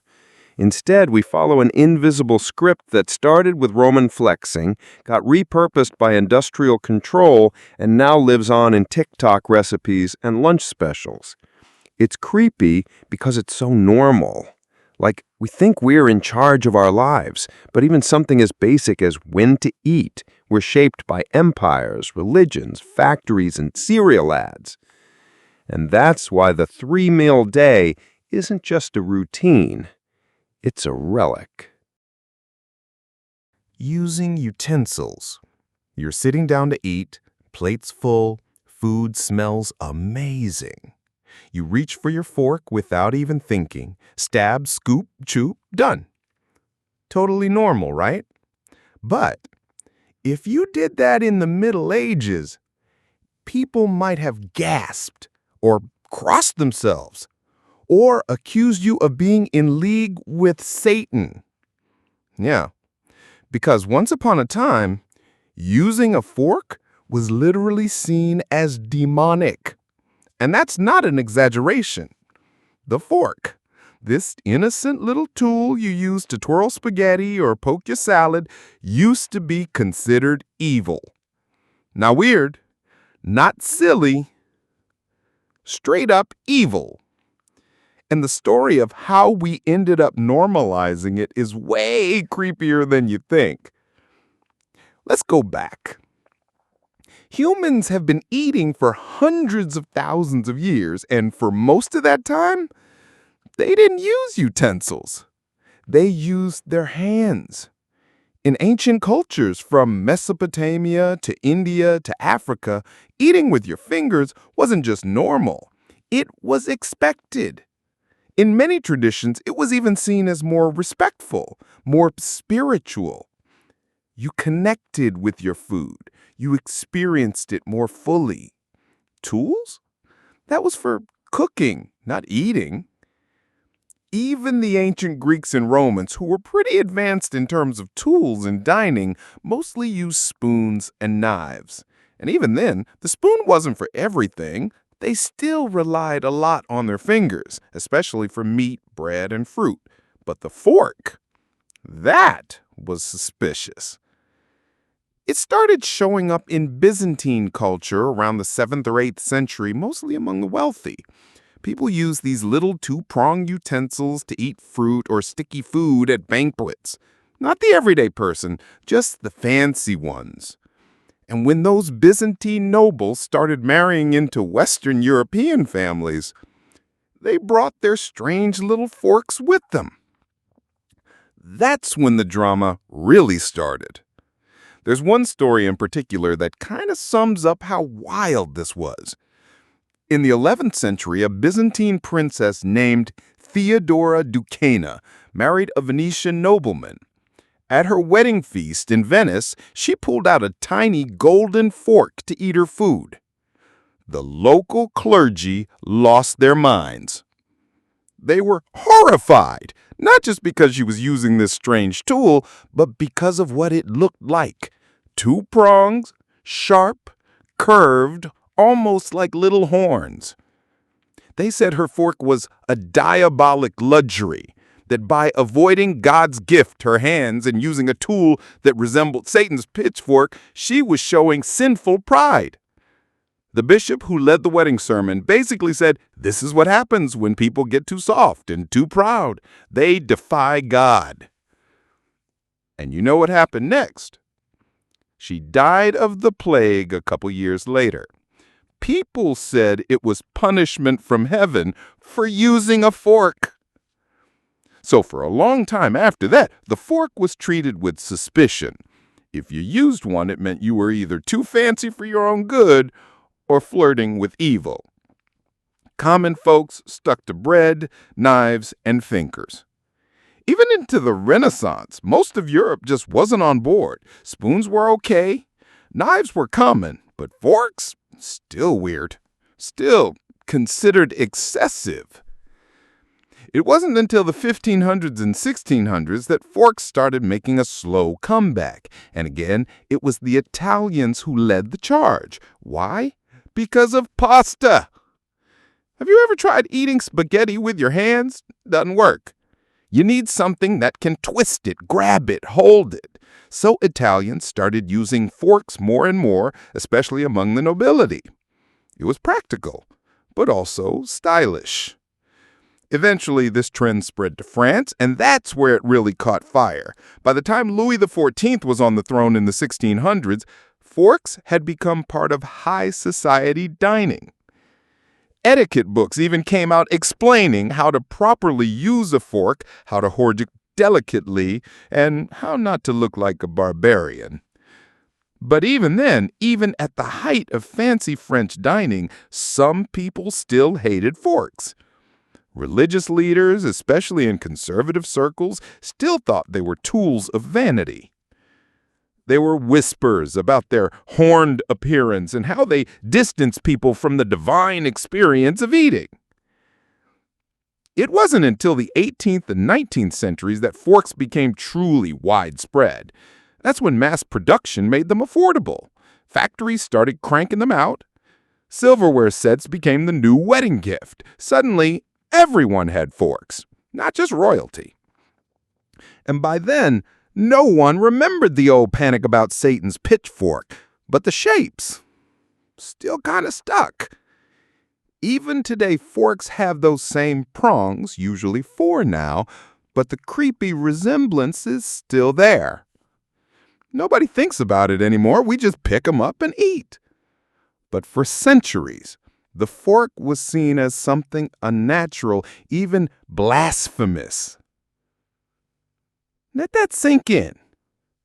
A thing you use every day, something so boring it sits in a drawer without a second thought, was once treated like an occult object, a sign of rebellion, a rejection of God. Why? Because it challenged tradition, because it looked weird, because it made people uncomfortable. And that's what makes it creepy. Not the fork itself, but the way society reacted to it. Think about how fragile normalcy is. One day a tool is harmless. Next, it's an object of sin. All it took was a few influential voices, a few rumors, and suddenly a fork was a symbol of hell. And now, you probably have a dozen in your kitchen. Saying bless you after a sneeze. You've heard it your whole life. Maybe you've even said it yourself 100 times. It's one of those automatic reactions we don't even question, like saying thank you when someone holds the door open, or sorry when you bump into a chair that clearly didn't take it personally. But here's the thing. That tiny phrase, bless you, it didn't start out as a polite social reflex. It came from a dark, strange place where people believed sneezing could be a sign of your soul leaving your body, or worse, a demon entering it. Yeah, saying bless you wasn't originally meant to be cute. It was supposed to save your life, or your soul. Let's break it down. First off, sneezing has always been kind of a mysterious thing to humans. One second you're fine, the next your face contorts, your body jerks, and air blasts out of your nose and mouth at almost 100 miles per hour. That's weird. And before we had science to explain it, before we knew about dust particles or pollen or sinus pressure, people had to come up with their own explanations. And let's just say those explanations got spooky. In many ancient cultures, it was believed that sneezing opened a portal, either out of your body or into it. One of the oldest beliefs is that when you sneeze, your soul could momentarily slip out. Your body was vulnerable, open, unprotected. In that split second, if you weren't careful, something else could jump in, something evil. Enter demons, spirits, curses, you name it. So people started saying bless you, not to be polite, but to act like a verbal shield, a quick prayer, a protective charm. Basically, hey, don't let that person's soul fly out. Or, if something evil is nearby, don't even think about sneaking in. In fact, this fear goes way back, all the way to ancient Rome and Greece. Romans used to say, "Jupiter preserve you," after a sneeze, invoking the king of the gods for protection. That's how seriously they took it. But things got even darker in the 6th century during the time of Pope Gregory I. There was a plague ravaging Europe. It hit fast, spread fast, and killed fast. One of the earliest symptoms? You guessed it, sneezing. So Pope Gregory ordered people to say "God bless you" anytime someone sneezed, hoping it would offer divine protection from death. It was part prayer, part diagnosis, part desperate plea to keep people from dropping like flies. And again, this wasn't just a Catholic thing. Cultures all over the world had their own versions. In Germany, people said Gesundheit, which means health. In Islamic traditions, people say Yarhamakallah, which means may God have mercy on you, and the sneezer is expected to respond back. In Japan, historically, sneezing meant someone was talking about you, and if it happened more than once, it was seen as a bad omen, unless acknowledged. In some African and indigenous cultures, sneezing was thought to signal a shift in spiritual energy or a message from the spirit world. In many of these cases, the phrase wasn't about manners. It was about warding off invisible threats. Here's another twist. Some cultures believe the soul didn't just leave you during a sneeze. It could be ripped out, like violently. Picture it. A person sneezes, jolts, gasps, and for a second, it looks like they've been struck by something unseen. Creepy, right? That image freaked people out, so they imagined sneezing was a crack in the armor, that saying, "bless you," could patch the crack before anything nasty slipped through. And here's where it gets really weird.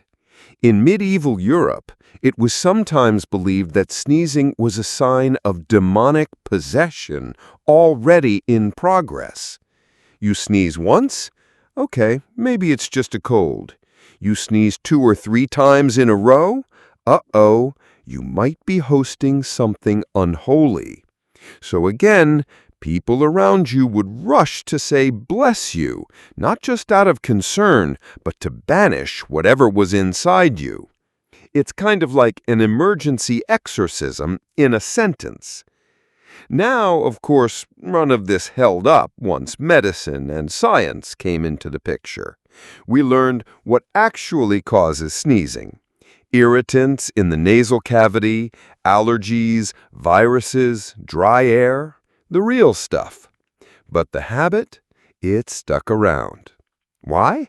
Because human beings are creatures of ritual. Once a behavior gets ingrained, especially one that feels like it has moral or spiritual weight, it's really hard to shake off. So even though no one, hopefully, thinks your soul is leaving your body when you sneeze at Starbucks, people still say, "Bless you." It's become kind of a cultural reflex, a leftover from a time when we thought a sneeze could open the gates of hell. And if you think about it, that's kind of eerie. You're out with friends. Someone sneezes. "Bless you," someone says. It feels automatic, harmless, kind. But it's a phrase born out of fear, of spiritual vulnerability, of people trying to protect each other from invisible enemies they couldn't explain. It's one of those daily habits that seems so minor, but underneath, it's layered with centuries of dread, myth, and superstition. So the next time you sneeze and someone says, "Bless you," just remember, they might not be protecting you from germs. They might be saving your soul. Clinking glasses during toasts. All right, picture this. You're at a party, glass in hand. Someone raises their drink, gives a little speech, and then comes the classic move, the clink. Everyone taps their glasses together, maybe shouts cheers, and takes a sip. Simple, right? But have you ever stopped to wonder why we do that? I mean, seriously, why do we feel the need to physically bump cups together before drinking? It's not like the drink tastes better afterward. No one's checking if you did it right. But still, people all around the world do it.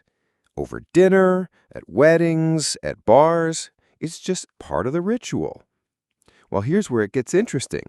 And honestly, kind of creepy, because the whole idea of clinking glasses, it might have started out as a way to not get murdered. Yeah. This cheerful social thing we all do today, it used to be a defensive maneuver, a literal test of trust. Let's rewind to medieval Europe, a time when power struggles, assassinations, and sneaky betrayals were just part of everyday life. Poisoning someone's drink was a classic move. Quiet, effective, no blood, and best of all, you didn't even have to be in the room when it happened. So, if you were a noble, a king, or even just someone with enemies, drinking with other people meant taking a risk. You never really knew if your next sip might be your last. Unless there was a way to make sure your drink was safe. And even better, to force the other person to prove they weren't trying to kill you. Enter the clink. The idea was this. When two people clinked their mugs or goblets together, they wouldn't just tap gently like we do today. They'd slam them hard, with force. Why? Because the goal was to splash some of each drink into the other person's cup. If you had poisoned your drink and you smashed cups with me, there was a good chance some of your tainted wine would end up in my cup and I'd drink it too, and vice versa. So it became a public signal of good faith, a way of saying, look, I've got nothing to hide, let's mix a little. If one of us goes down, we both do.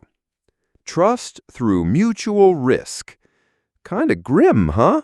It's like the original handshake, only instead of proving you didn't have a weapon, you were proving you didn't have poison in your sleeve. And it worked both ways. If someone refused to clink or clinked too softly, avoiding the splash, suspicious, very suspicious. In some courts, that alone might be enough to spark paranoia, or worse. People watched carefully. Now, over time, this intense poison-checking habit softened. As society became a little less stabby and a little more civilized, the actual danger of being poisoned at a feast went down. Not completely, though. History's full of surprise, your wine's poisoned stories. But the ritual stuck. The clink started to evolve. It wasn't about life or death anymore. It became more about ceremony and connection and celebration. Still, there's something primal baked into it, something symbolic. When we clink glasses, we're still doing a weird ancient version of saying, "I trust you enough to drink with you." That's kind of beautiful and unsettling all at once. And here's something even more wild. Some people believe the clink served another eerie purpose, a spiritual one. In ancient times, it was thought that evil spirits could lurk in food and drink, just waiting for you to ingest them. So people developed little rituals to protect themselves, like praying over meals, or in this case, making a loud noise before taking a drink. The loud clink of metal or glass supposedly scared off any spirits hanging around your wine. So in a way, the clinking ritual was both practical, to check for poison, and superstitious, to chase away demons. Weird how many of our normal habits have that combo, right? And if you think about the modern toast, it's not just about sound. It hits all 5 senses. You see your companions raise their glasses, hear the clink, touch your drink, smell the wine or beer or whatever's in your glass, taste it after the toast. Some historians believe that's no accident. In a time when people were deeply spiritual and symbolic, bringing all the senses together during a toast was a way to fully involve yourself in the moment, to make it sacred, almost like a ritual offering. So next time you clink glasses, maybe pause for a second. That simple little cheers, it's got centuries of fear, power, and ritual behind it. And what's wild is you're still doing it. Even though the original reason is long gone, even though no one at your table is secretly trying to poison your Chardonnay, hopefully, you still clink. Because part of you, even if you don't realize it, is reenacting a moment of ancient trust. You're carrying on a tradition that once meant, "I'm not here to harm you." So maybe it's not just toast. It's a secret handshake with history. Cheers! Sitting down to eat. Okay, picture this. You come home from a long day. You're starving. Maybe you grab some food, sit at the dining table, or maybe the couch if you're keeping it casual. You probably don't even think twice about it. You just sit down to eat. It feels normal, natural, kind of expected, right? But believe it or not, that everyday act, sitting while eating, actually has a weirdly elitist and kind of creepy past. Because once upon a time, sitting down to eat wasn't normal at all. In fact, it was something only the powerful and civilized elites insisted on doing, partly to show off and partly to make a clear line between themselves and, well, animals. Yeah, like actual animals. So here's the deal. In much of early human history, meals weren't exactly events. People didn't carve out 90 minutes to light candles and pass the breadbasket. Eating was more like, "I'm hungry. There's food. Let's go." It happened on the move, standing up, walking, squatting, working, whatever. If food was available, you ate it wherever you could. And for most of humanity, especially among the working class, that's just how it stayed. People ate on their feet, out in the fields, by campfires, wherever it made sense. But somewhere along the way, the aristocrats showed up. Kings, queens, noble families, people with power and money. And they started flipping the script. They wanted eating to be a display, a ritual, something that separated them from the peasants, and even more so from the beasts of the earth. Animals, after all, eat standing up. Dogs, cows, wolves, they don't sit in chairs with napkins in their laps. And for the ruling class, the idea of doing anything that even remotely resembled animal behavior, totally unacceptable. So, what did they do? They made sitting down to eat a symbol of refinement. It wasn't just about being comfortable. It was about sending a message. We are not wild. We are not savage. We are cultured. We are superior. They turned meals into formal affairs. Think giant wooden tables, long feasts, and specific rules about where to sit, how to sit, who sits before whom. It became a whole performance. Every seat had meaning. Every posture carried weight. And here's where it gets especially weird. There were books, literal etiquette guides that explained how to eat like a civilized human. And one of the main rules, always be seated while dining. Standing while eating? That was for servants, for slaves, for farmers, for animals. Not for the refined. If you were caught munching on your feet at a formal gathering, you might as well have howled at the moon. And just to make it extra dramatic, nobles would design their furniture to emphasize this divide. Tall-backed chairs with carvings and cushions, thrones, really, that shouted, "Look how dignified I am while chewing this roast." It wasn't just furniture, it was a status symbol. The whole setup wasn't about comfort at all. It was a performance of power. Even table height mattered. Elevated tables made it clear that you were above the servants who prepared the food, above the animals outside, above the dirty, hungry masses. Now here's the real kicker. Even children were trained into this, not for comfort, not for safety, but to teach them how to behave like part of the ruling class. Sit up straight, hands on your lap. Don't eat until everyone is seated. These weren't just manners. They were rituals of identity, a way to separate yourself from the chaos of the natural world. Fast forward a few centuries, and the idea of sitting down to eat became, well, normal. It trickled down to the middle class, then the working class. Now it's just kind of expected. Sit at the kitchen table, sit at your desk, sit in your car. Heck, even when we eat fast food, there's usually a booth or a stool involved. But the creepy part, we still carry that original mindset without even realizing it. Think about how people react when they see someone eating while walking or snacking on a train, or worse, eating while standing up in a formal setting. We kind of judge them, right? It feels messy, improper, animalistic. But why? Because deep down, our brains still connect sitting to eat with the idea of being civilized, controlled, higher up the chain. It's not about the food, it's about the posture, the ritual. Even restaurants designed for this, they carefully plan seating arrangements, lighting, table spacing. Why? Because they're not just serving meals, they're selling an experience of refinement, a subconscious echo of those aristocratic feasts. And it's not just in the West either. In many cultures across the globe, sitting to eat has different meanings, but often still carries that line between formality and informality. Floor seating in Japan or India isn't about being lower, it's just a different cultural refinement.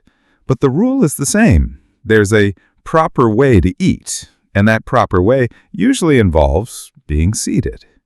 Now, here's the wildest twist of all.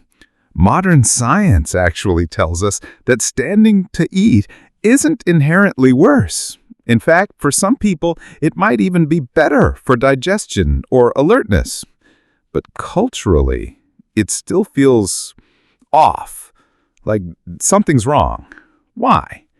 because we've been trained over centuries to think of eating as a civic activity, a time to be still, to act civilized, not like the wild dogs tearing through scraps in the alley. So, the next time you sit down with your lunch, maybe pause for a second. You're not just getting comfortable.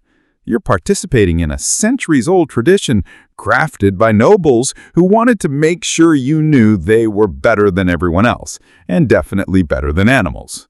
That chair, that plate, that act of lowering yourself before eating, it's not just about convenience. It's a performance, a quiet, weird little echo of a world that believed eating like a human meant separating yourself from the beasts, even if the food was the same. So, sit down, if you must. But just know, there's history under your seat. Chewing gum. All right, let's talk about gum. You know, that little chewy thing you pop in your mouth while you're bored, anxious, trying to freshen your breath, or just avoiding eating a whole slice of cake. It's sweet, it's minty. It makes your jaw do all the work your brain's too tired to. But have you ever stopped and asked yourself, why are we even chewing this stuff?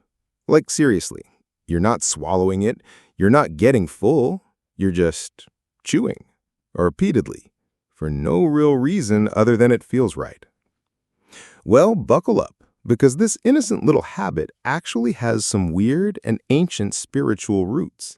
And once upon a time, it had nothing to do with sugar or bad breath or bubble-blowing competitions. It had to do with evil spirits.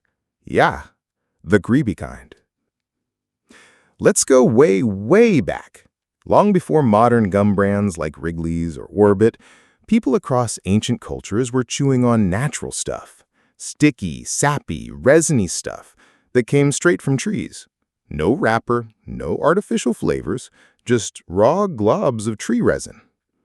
It wasn't exactly a flavor sensation, but they didn't care. The chewing was the point. So who were these early gum chewers? Well, one of the earliest groups we know of were the ancient Greeks, who chewed something called mastic, a resin collected from the mastic tree. They believed it cleaned the teeth and freshened the breath, sure, but that wasn't all. Mastic was also considered spiritually purifying. The act of chewing it was kind of like scrubbing out your mouth on a soul level, removing impurities that went beyond bacteria. Then there were the Mayans, who chewed on chicle, a sap-like substance from the sapodilla tree. This one gets especially weird. To the Mayans, chewing chicle wasn't just about oral health. It was a ritual of spiritual defense. They believed the mouth was a portal, an entry point for evil influences, negative spirits, or even curses that could ride in through speech or breath. By constantly working the jaw and coating the mouth with sacred tree resin, they believed they were sealing the gates, so to speak. And they weren't alone. The Aztecs also chewed chicle, but with strict rules. For them, chewing was gendered and age-restricted. If you were a woman or a child, it was fine. Chewing was seen as a protective, somewhat feminine act, almost like keeping a spiritual guard dog on your tongue. But if you were an adult man chewing in public, that was considered vulgar and suspicious. Like, what are you hiding? Why do you need your mouth so protected? It gets even creepier when you realize that some believed gum, or its early forms, had a role in warding off death itself. In some traditions, tree resins were thought to absorb bad energy from things you couldn't see, spirits lingering in the air, or ghosts that could slip inside through a yawn, a breath, or a careless word. Chewing was a kind of mouth-based talisman, a spiritual mouth guard. Think of it this way. Just like you might lock your doors at night to keep strangers out, these people were chewing resin to keep the supernatural from entering through their lips. Now, over time, the magic thinking faded, but the chewing stuck. By the time gum made its way into modern society, especially in the 1800s and 1900s, it started taking on new roles. People still used it for cleaning the mouth and freshening the breath, but the superstition didn't totally disappear. For example, in Victorian England, there was a belief that bad breath could attract demons or worse, mark you as someone spiritually unclean. So while breath mints were a thing, chewing gum slowly became an acceptable way to keep yourself and your soul smelling good. And here's a fun fact. In some old spiritualist circles, it was believed that chewing gum during seances was incredibly disrespectful, not just because it was noisy or casual, but because it was seen as disrupting spiritual energy. Chewing was a way of creating movement, of churning the energy around your head and mouth that could block spirits from speaking through you or protect you from being possessed, depending on who you asked. And even now, we still treat gum like it has powers. Maybe not supernatural powers, but think about it. Why do we instinctively chew gum before dates, interviews, or meetings? It's like armor for the mouth. A way to freshen up, yes, but also to calm down, regulate nerves, keep ourselves centered and protected. Some scientists say that chewing gum reduces stress, enhances focus, and regulates emotions. It's like we still believe, on some weird primal level, that chewing gives us control over what comes in and out of our mouths. And then there's the don't swallow it rule. You know what I'm talking about. That classic warning. If you swallow gum, it stays in your stomach for 7 years. Totally not true, by the way. But fascinating, right? It almost sounds like a moral lesson, like gum has some kind of spiritual weight that doesn't digest properly. A reminder that the mouth is a sacred space, and what you chew isn't something to take lightly. Even in modern horror stories, you'll find moments where mouths are the battleground. People choking on things they didn't expect, breathing in dark forces, or saying words that unleash ancient curses. So maybe that's why we still instinctively chew when we're nervous, when we're scared, when we're trying not to scream. Because deep down, maybe chewing gum isn't just a habit. Maybe it's a leftover ritual, a subtle, almost forgotten act of guarding your mouth from the unknown.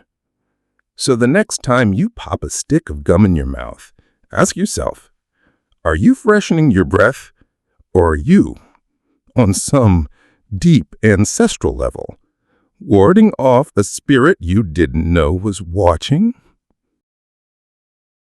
Covering food. All right, let's paint a little picture. You just made dinner. It smells amazing.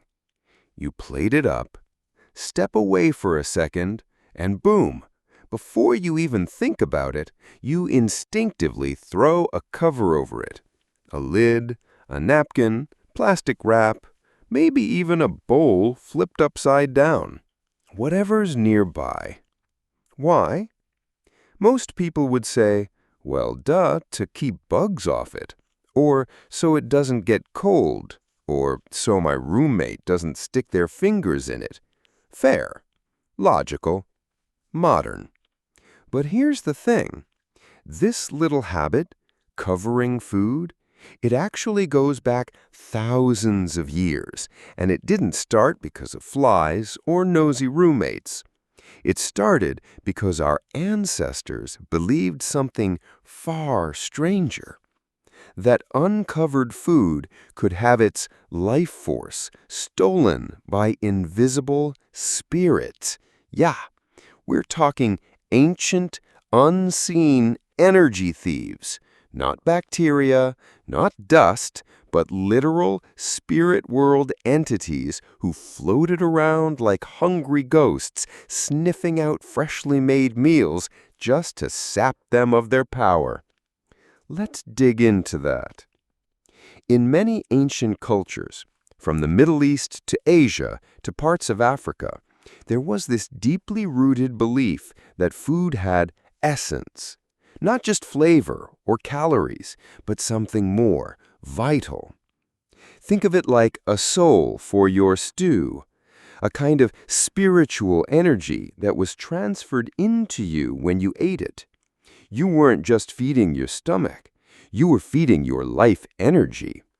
And that meant if something, or someone, tampered with it, even just by looking at it the wrong way, it could lose some of that power, or worse, be cursed.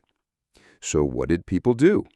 They covered it with cloth, with pottery lids, with leaves, with whatever they had, because leaving your food uncovered was like leaving your front door open during a storm, not just careless, but dangerous. You weren't just keeping it warm or clean, you were keeping it spiritually sealed. Let's take the ancient Persian culture, for example. They believed in creatures called divs, or spirits that lingered invisibly around the world, often near humans. These spirits, if attracted to a meal, wouldn't necessarily eat it. They'd just suck the essence out of it, making the food spiritually hollow. So covering it was like saying, "No trespassing. This one's for the living." In parts of India, even today, there are traditions where food is briefly offered to the gods before anyone eats. But while it sits out, it's also often covered, not just as respect, but because spirits might try to consume the prana, or life energy, before it reaches the person it's meant for. And if that sounds strange, wait until you hear about evil eyes. In cultures all across the Mediterranean and Middle East, there's a belief in the evil eye, the idea that someone can curse you or your possessions just by looking at them with jealousy or negative intent. Now apply that to food. If you cooked something delicious and someone passed by and stared at it, even innocently, their glance could spiritually taint it. That's why people didn't just cover their food to keep bugs out. They did it to shield it from wandering eyes and energies. The cloth wasn't just a cover. It was spiritual armor. Even in ancient China, meals were sometimes surrounded with incense or placed near protective symbols while they sat out. Food was seen as a conduit, something that linked the living to ancestors, to spirits, to fate. If it was left open and vulnerable, it could absorb dark energy. Think of it like psychic contamination. And don't get me started on funerals.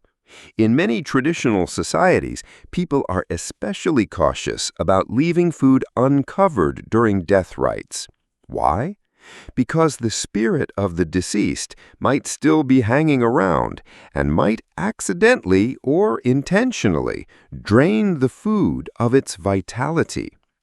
In some Southeast Asian customs, for instance, meals are prepared for the dead but are always handled carefully and rarely left open unattended. Now here's where things get a little extra weird.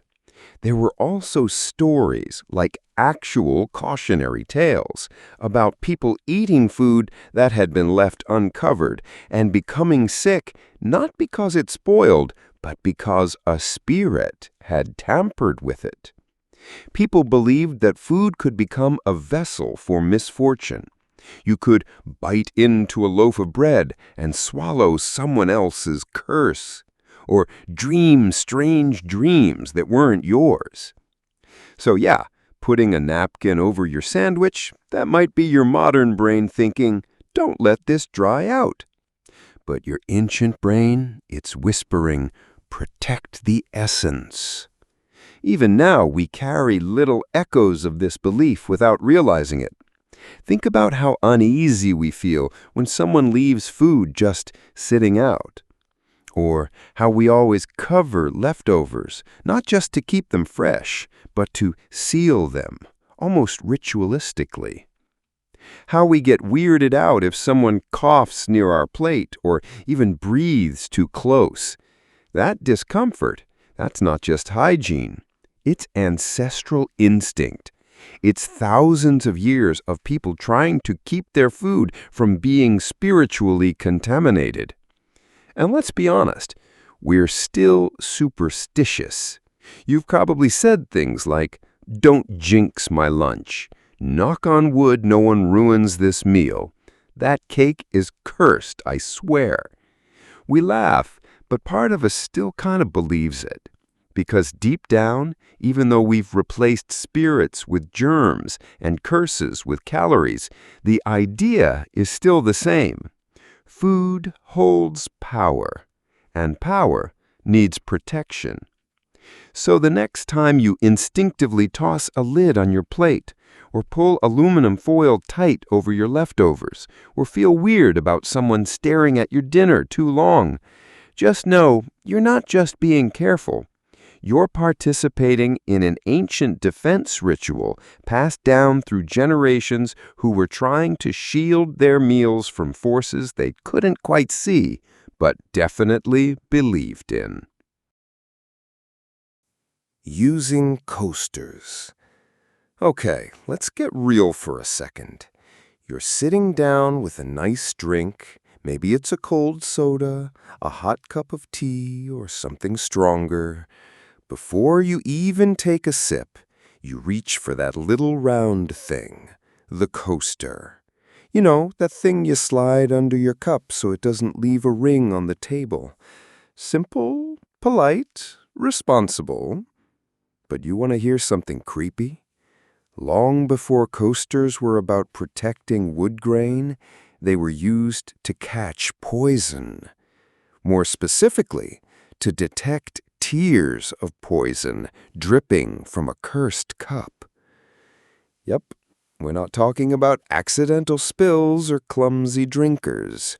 We're talking dark magic, backstabbing betrayal, and fear of dying from just one sip. So how the heck did we get from that to today's corkboard circles with coffee stains? Let's time travel. Back in the medieval and early Renaissance eras, particularly in Europe, people lived with this constant, very real fear, getting poisoned. It wasn't just some royal court drama thing. It was everyday paranoia, especially among the upper class, travelers, and anyone who had enemies, which back then was pretty much everyone. Now here's where it gets interesting. They believed that a poisoned cup would sometimes weep. Like literally, it would sweat, drip, or leak these mysterious little droplets, not just from condensation, but from the poison trying to escape. In folklore, these droplets were called tears of the cup. Some claimed they were a sign of guilt from the object itself, as if the cup knew it was about to kill someone. Others thought it was the effect of a spell, that curses made the drink ooze tiny drops down the side, as if it couldn't hold its own evil. So how do you protect yourself from that? Simple. You place a cloth, a saucer, or eventually a coaster beneath the cup. That way you could catch the tears, examine them, and see if your drink had been tampered with before taking a sip. Of course, not every droplet meant death. Some were innocent. But if there was too much moisture, if the pattern of droplets looked unnatural or came out of nowhere, people would stop drinking immediately. They'd sometimes even demand the host drink it first, just to be sure. Over time, these little protective surfaces under cups became a quiet safety ritual. No one would dare place a drink directly on the table because it meant you weren't watching for signs. And that meant you were either foolish or confident you weren't being targeted, both dangerous assumptions. Let's not forget how deeply superstition played into this. In Germanic folklore, it was said that evil spirits liked to lick the bottom of drinking vessels to taint the drink with illness or madness. So placing something under the cup wasn't just for moisture, it was like putting a barrier between your drink and invisible forces crawling around. In Italian traditions, especially during periods of political upheaval, hosts would sometimes place a thin piece of bread or cloth under the wine cup, not only to catch anything unusual, but also to soak up droplets that might contain traces of toxins. Think of it like a primitive poison trap. And in some parts of Eastern Europe, the surface beneath your drink was considered almost sacred. People believed a cursed drink wouldn't just hurt you, it could infect the surface it touched. The ring left on the table wasn't just messy, it was spiritually dangerous. It could leave behind an imprint of bad luck or illness, especially if someone else sat there soon after. Creeped out yet? Let's move forward a little bit. By the time we reach the Victorian era, coasters started becoming a bit more formalized, especially in Britain. But they weren't quite what we think of today. They were called bottle sliders or wine coasters, often made of wood, silver, or glass.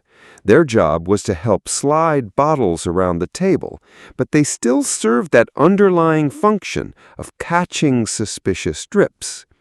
Even then, there was a weird cultural awareness that spills weren't just messy, they could be meaningful. If wine spilled out of a glass and you weren't even touching it, bad omen. If condensation formed quickly, maybe your guest brought some bad energy with them, or maybe they poisoned your drink. It wasn't until the 20th century that coasters started to shift into more of an everyday, hospitality-driven object. Breweries started printing their logos on cardboard versions. Restaurants used them to prevent water rings. But even in those early ads, there was this underlying message of protection. Keep your table safe. Shield your surface. Sounds harmless, right? But if you listen closely, it's the same language, just without the death part. And weirdly enough, our instincts haven't changed much. You've probably done this. You take a drink at a bar, you see a little ring of water under it, and you wipe it away like it offends you. You put a napkin under your cup if there's no coaster, like it's risky to leave it bare. You pick up someone else's drink and hesitate when you see moisture on the bottom. You don't even know why, but it feels wrong, unsafe. That reaction? That's not just cleanliness. That's leftover fear, ancestral muscle memory. Part of your brain still remembers a time when a wet ring under your cup meant danger, meant poison, meant betrayal. Even now, with all our science and glassware and fancy drinks, there's still something weirdly ritualistic about setting down a drink on a designated circle. It's like we're subconsciously saying, this drink has been placed with care. It's safe, watched, protected. And hey, fun fact, some modern thriller writers and conspiracy theorists still use the whole poison weep thing in stories. A bead of liquid forming at the rim, a drop sliding down unexpectedly. The moment someone notices it, everything stops. Because deep down, that fear still resonates. So the next time you're at a cafe or at home or anywhere really, and you slide that coaster into place before you set your drink down, just remember, you're not just being neat. You're reenacting a ritual of survival. Your mug sits safely because generations before you feared it wouldn't be. Because someone, somewhere, watched a tiny drop run down a goblet and thought, something's wrong. And that, my friend, is the creepy little origin of your innocent coaster. Drinking hot tea or coffee. Let's talk about your morning ritual. You roll out of bed, still half asleep. Maybe your hair's a mess, your eyes barely open, but your hands, they know exactly what to do. You stumble toward the kitchen, reach for the kettle, maybe press a button on the coffee machine. That hot mug of tea or coffee is your first step toward feeling human again. It's comforting, right? The warmth, the smell, the steam rising up like a little cloud of safety. But here's something you've probably never thought about. That hot drink you cradle every morning, people once believed it could literally protect you from the plague. Yeah, not metaphorically, not spiritually.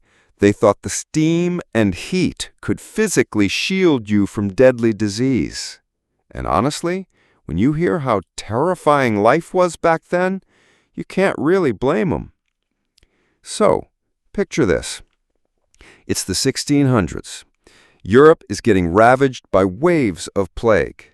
The Black Death wasn't a single moment. It came in multiple waves over centuries, and each time it left people absolutely desperate for answers. Nobody knew what germs were. No one understood bacteria or viruses. The idea of invisible organisms sounded like witchcraft. So what did people believe? That disease traveled through bad air. This concept was called miasma, the idea that rotting matter, filth, or certain foul smells carried illness through the air itself. If you could smell it, you could catch it. Simple as that. Now enter steam. Rising, swirling, moist steam. Doctors at the time believed that heat could purify the air. If miasma was evil, heat was cleansing. That's why plague doctors wore those creepy beak masks. They stuffed herbs and spices inside to fight the bad air with good smells and warmth. And guess what your hot tea or coffee produced? Steam. Right under your nose, right into your face. People started sipping hot infusions of herbs, not just for comfort, but as a form of medicine and protection. Tea made with thyme, rosemary, mint, or even garlic. Spices like cinnamon, clove, or ginger, anything they thought might warm the blood or purify the humors. Later on, when coffee arrived from the Middle East and spread across Europe, it became the new miracle liquid. Not just because it tasted good, but because it was hot, aromatic, and energizing, like a tiny internal fire burning off infection. You weren't just drinking it, you were inhaling it. And you were doing so with the quiet belief that the steam would fill your nose, your throat, your lungs, and block out whatever death was lurking in the air. Even cups and mugs were chosen for this purpose. Wide-brimmed vessels allowed more steam to rise into the face. People were told to lean over their cups, breathe deeply, and sip slowly to cleanse the head and chest. It sounds bizarre now, but think about it. When you're sick with a cold or flu today, what do? You sip something hot. You lean into the cup. You feel that steam hit your face and think, that helps. That instinct? That's ancient and deeply wired. During outbreaks of illness, even way past the medieval age, people would walk around clutching warm drinks not just because they liked them, but because they believed they were a barrier against disease. In the 19th century, during cholera epidemics, doctors still recommended hot beverages to stimulate internal organs and drive out impurities. And in the early 20th century, some hospitals encouraged patients to drink scalding hot tea as a way to sanitize the mouth and throat. There was even this idea that drinking hot fluids could burn away germs before they got too far inside your body. Totally inaccurate by today's standards, of course, but it shows you how powerful the belief was. And in many cases, it was ritualized. You didn't just drink a hot beverage. You held it with both hands. You sipped with intention. You paused to breathe in the rising mist. Sometimes people added herbs, not for flavor, but because certain plants were believed to ward off spirits or protect the lungs. In some homes, family members were told to gather around steaming cups together in the morning, a kind of shared purification ceremony, like a health ritual, cloaked in something as ordinary as tea. Even children were taught that sipping something warm in the morning made them safe before going outside. In places like Russia and Eastern Europe, strong herbal teas were considered essential during winter, not just to keep warm, but to cleanse the chest of evil air and fortify the body. And in China, hot tea has been linked to wellness and body balance for centuries, often tied to the belief that warm fluids promote harmony and expel cold, which symbolically was often linked to death. And yes, a lot of this sounds mystical or old-fashioned now, but it shaped the culture around hot drinks that we still carry. Like, why is it that when someone's feeling anxious, overwhelmed, or sick, people say, "Here, sit down, have some tea"? Why is that comforting? It's not just the warmth, it's the ritual, the deeply embedded belief from centuries of human fear and healing that heat protects, that steam cleanses, that sipping something hot gives you control in a world that sometimes feels very much out of control. And weirdly enough, science has started catching up in subtle ways. Today, we know that hot drinks don't kill viruses, but they do loosen mucus, soothe sore throats, and help your breathing. Steam inhalation, though not a cure, feels therapeutic. So that ancient instinct, it's not entirely misplaced.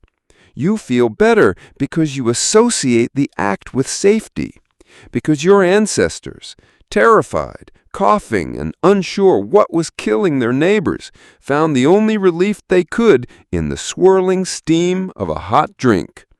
So the next time you take that first sip of tea or coffee in the morning and the steam curls up into your face, don't just think of it as waking up. Think of it as something deeper. You're part of a survival habit carried through generations of plague, panic, and mystery. Your mug is a modern-day amulet, and the steam, that's your invisible shield, a whisper of ancient hope rising into the air. Shaking hands. So let's say you meet someone new.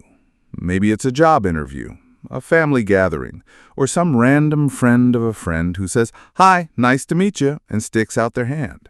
What do? You reach out, grip their hand, and give it a few polite shakes. Classic handshake. But have you ever stopped to ask, why are we doing this? Why do we instinctively grab someone else's hand, shake it up and down for a few seconds, and call it greeting? It feels normal, automatic. But this everyday gesture? It has seriously dark and ancient roots. Because way back in the day, shaking someone's hand wasn't about being polite. It was about showing you weren't going to stab them. Yep, the handshake was an early weapons check. A subtle little way to say, hey look, no dagger, no sword, no threat.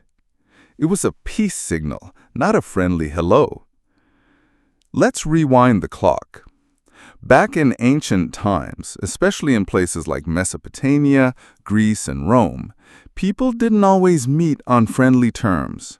Travelers were suspicious, strangers were dangerous, and everyone carried something sharp, a blade, a club, or a rock, just in case. So if you approached someone, even just to talk, there was a very real chance they might think, is this person here to trade or to kill me? That's where the extended right hand came in. Most people were, and still are, right-handed.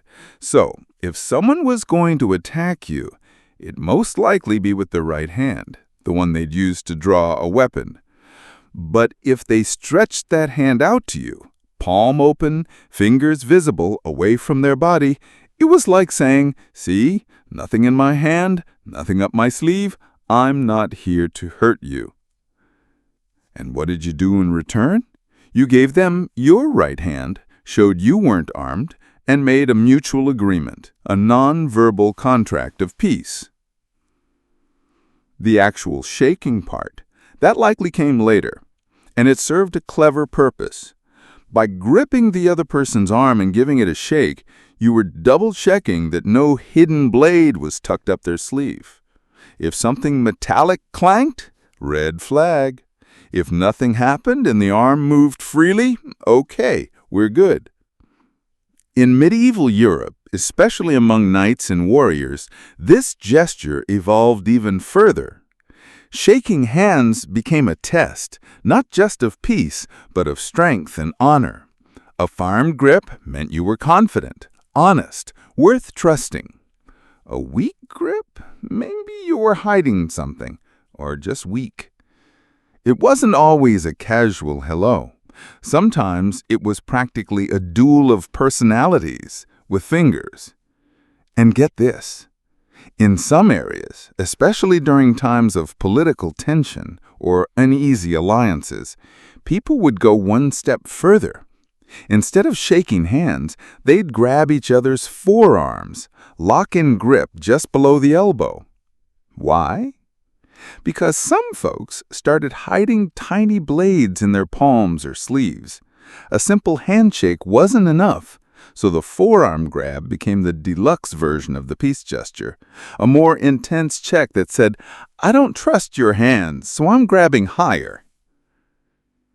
Even as time moved forward and people became more civilized, the handshake stuck around, partly out of tradition and partly because it still served as a quick, subtle test of trust. In early business culture, for example, deals were sealed with a handshake, not just for show, but because it meant you and I are agreeing to this, man to man, no contracts, no lawyers, just this gesture. And if someone shook your hand while lying or planning to betray you, that was seen as the ultimate act of dishonor. You didn't just break a promise, you broke the sacred code of the hand. Now fast forward to today, we still shake hands all the time. At job interviews, networking events, award ceremonies, when greeting someone, thanking someone, or closing a deal. And we treat it like a basic courtesy.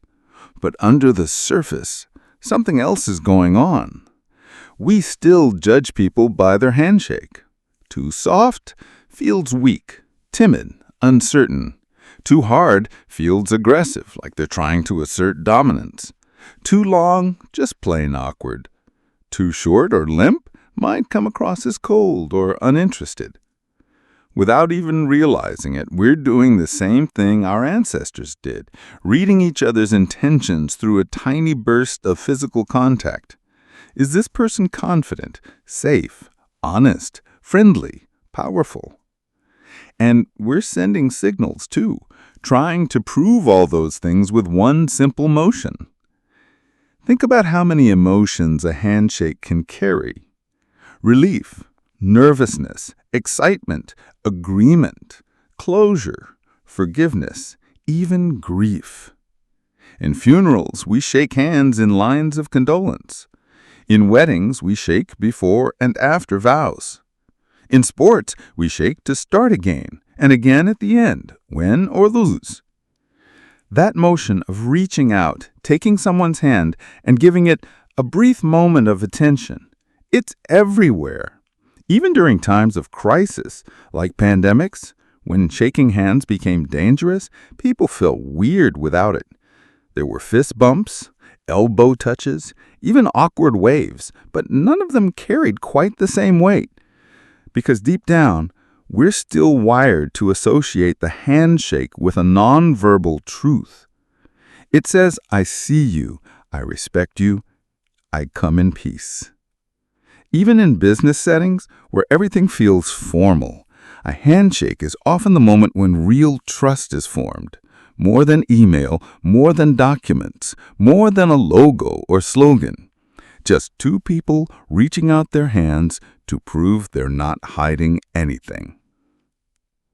Isn't it kind of amazing that this small gesture we do without thinking, this tiny movement you probably did 5 times this week already, started as a literal check for weapons, and now it's one of the most universal signs of civility we've got. So next time someone sticks out their hand, whether it's a boss, a stranger, or an old friend, and you grip it and give it that little shake, know this. You're reenacting a survival ritual that's thousands of years old. A silent agreement that says, I'm not here to fight, I'm here to connect. Saying hello or hi. Okay, think about how often you say hello in a day. Maybe you text it. Maybe you say it out loud. Maybe it's a hi, a hey, a yo, or if you're feeling especially enthusiastic, maybe even a hey. You probably don't even think about it. Someone walks into a room, you say hi. You pick up the phone. Hello. Walk past someone in the hallway. Nod, smile. Hey. It's automatic, totally baked into your brain. But stop for a second and ask yourself, why? Why do we say anything when we first see someone? Why do humans feel the urge to open every interaction with a little verbal signal? Turns out, it might not just be about manners or friendliness or even social bonding. Some researchers and anthropologists think that greetings like hello or hi could have deep spiritual origins, dating back to when we thought every place, every object, and every person was filled with hidden forces, including spirits. Back then, saying hello wasn't just a polite start to a conversation. It was a ritual, a way to announce yourself, to show you meant no harm, and maybe, just maybe, to calm down whatever invisible forces might be listening in. Let's go way back, prehistoric times. Picture a small tribal community living in huts or caves. These people didn't have our modern idea of psychology or social rules. They believed the world around them was alive, not just with animals or weather, but with spirits. Spirits in the trees, in the wind, in the rivers, in the shadows, in each other. So entering someone's space, especially someone else's home or territory, wasn't just a social thing. It was a spiritual risk. If you showed up unannounced without some kind of greeting or verbal offering, the spirits watching over that place might see you as a threat. They could curse you, possess you, or just make your life miserable. That's why so many early human societies developed greeting rituals that weren't just about the other person, they were about the environment too. You weren't just saying, "Hi, friend." You were saying, "Hey, spirits, I come in peace. Please don't eat my soul." In some early cultures, people would chant, hum, clap, or shout before entering another village or dwelling, not just to announce themselves, but to give any nearby spirits time to adjust or step aside. It was like spiritual knocking. Even in ancient Egypt and Mesopotamia, formal greetings were often paired with blessings or invocations. People didn't just say hello. They said things like, "May peace be upon you," or "The gods walk with you," which sounds pretty intense compared to our modern sup. Fast forward to ancient Rome and Greece, and you'll find greetings tied directly to divine protection. Romans would say salve, meaning be well or be safe, which doubled as a greeting and a kind of protective spell. Greeks had hyade, meaning rejoice, which was a way of injecting good vibes into the space, possibly warding off negative energy. And in many tribal and shamanic traditions around the world, greetings were often whispered or spoken softly near sacred spaces, like trees, rocks, or burial grounds, as a way of acknowledging the spirits said to live there. Now, here's where it gets even weirder. There's a theory that talking out loud when entering the space, whether it's hello, anybody home, or even just hi, stems from the ancient belief that silence attracts spirits. Silence was dangerous. If you walked into a silent forest or an empty house, the quiet was considered an invitation for spirits to get close. So speaking aloud was like a verbal flashlight. "Hey, I'm here. I'm human. Don't haunt me." And this didn't just apply to ghosts or nature spirits. Some ancient people believed ancestors were always listening, watching from another realm. Greeting others properly wasn't just about being polite to the living. It was a way to honor the dead. Even in Norse and Germanic traditions, warriors would shout or hail each other across fields, not just to avoid being mistaken for enemies, but to let the gods hear their voices. You're not sneaking in, you're arriving loud and proud. Now let's leap to the Middle Ages. In Europe, especially during times of plague and superstition, people were constantly on edge about demons, witches, and evil omens. A sudden appearance, a surprise visitor, even someone walking too quietly could be seen as a bad sign. So greetings became louder, more structured, more intentional. That's when hail became popular. Hail, traveler. Hail, friend. Which sounds dramatic now, but back then, it was your version of saying, don't kill me. You're trying to come across as safe, predictable, and human. Now, let's fast forward to the invention of the telephone. This part is wild. When Alexander Graham Bell invented the phone, he originally wanted people to answer it by saying ahoy, like a pirate. Seriously.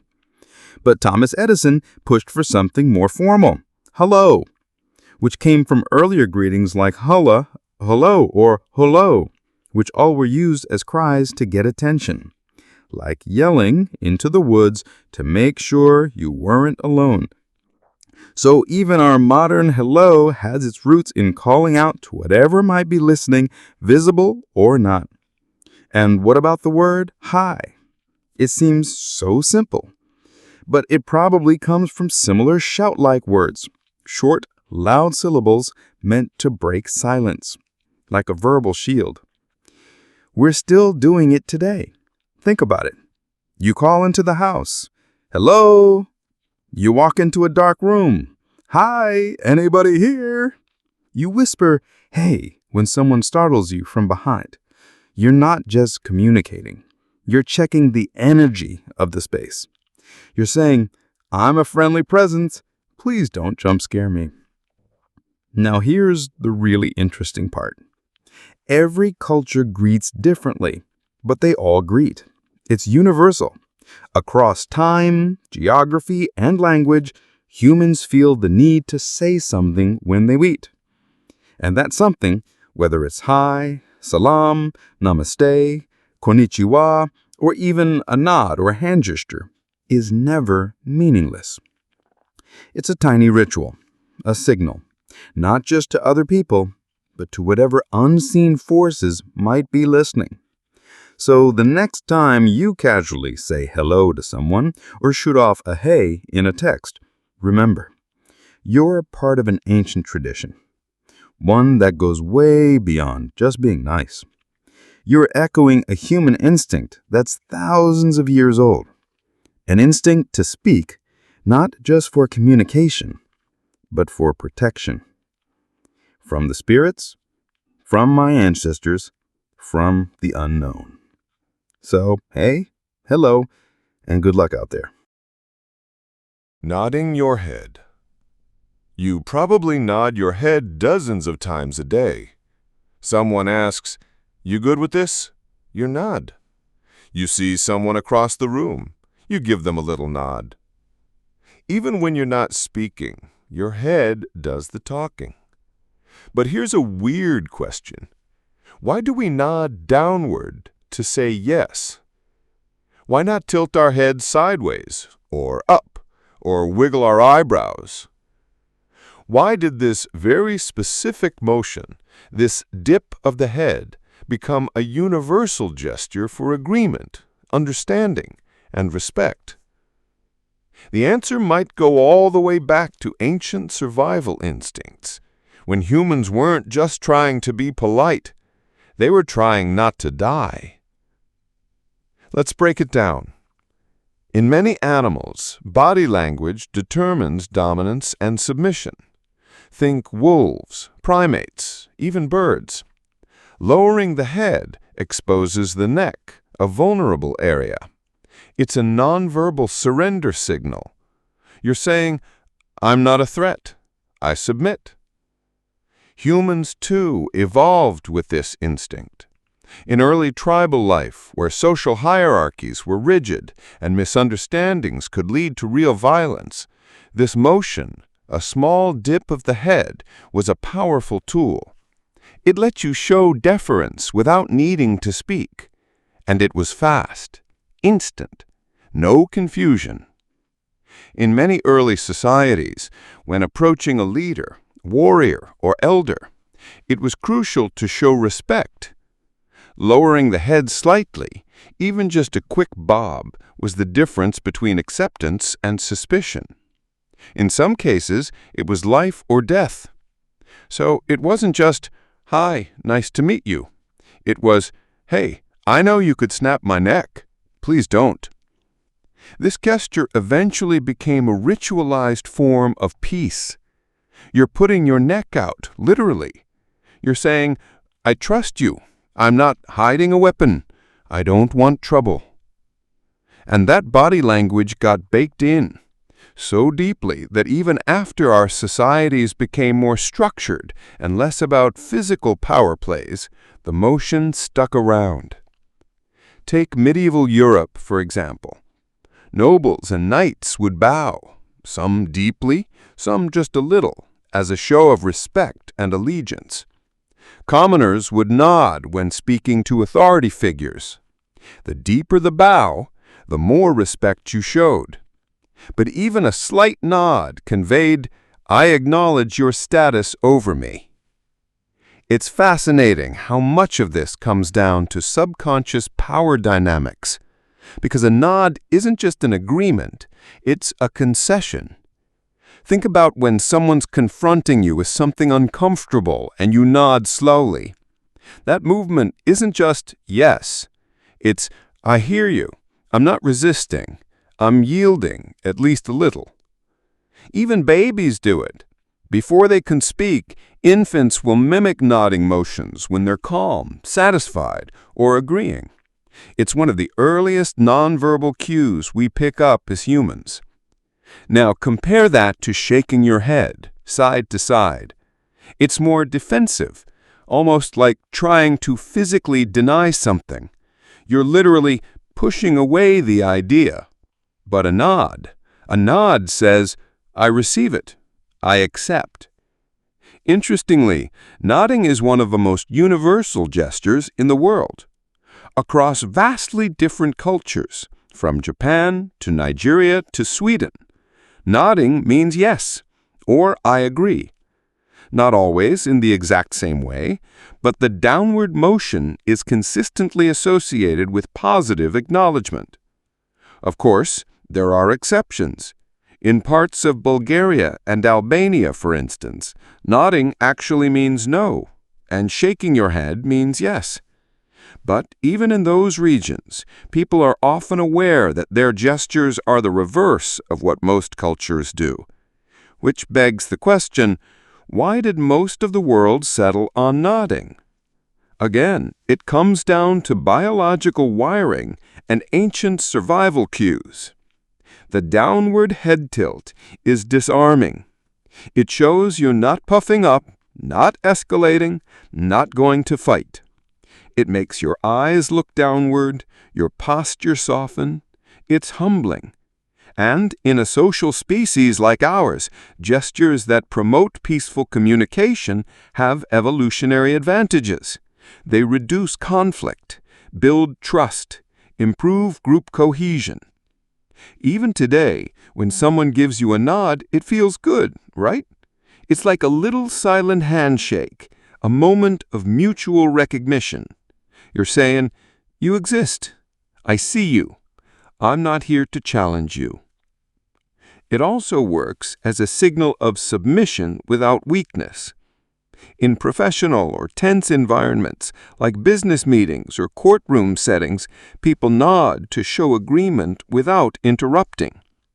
It allows hierarchy to be preserved without conflict.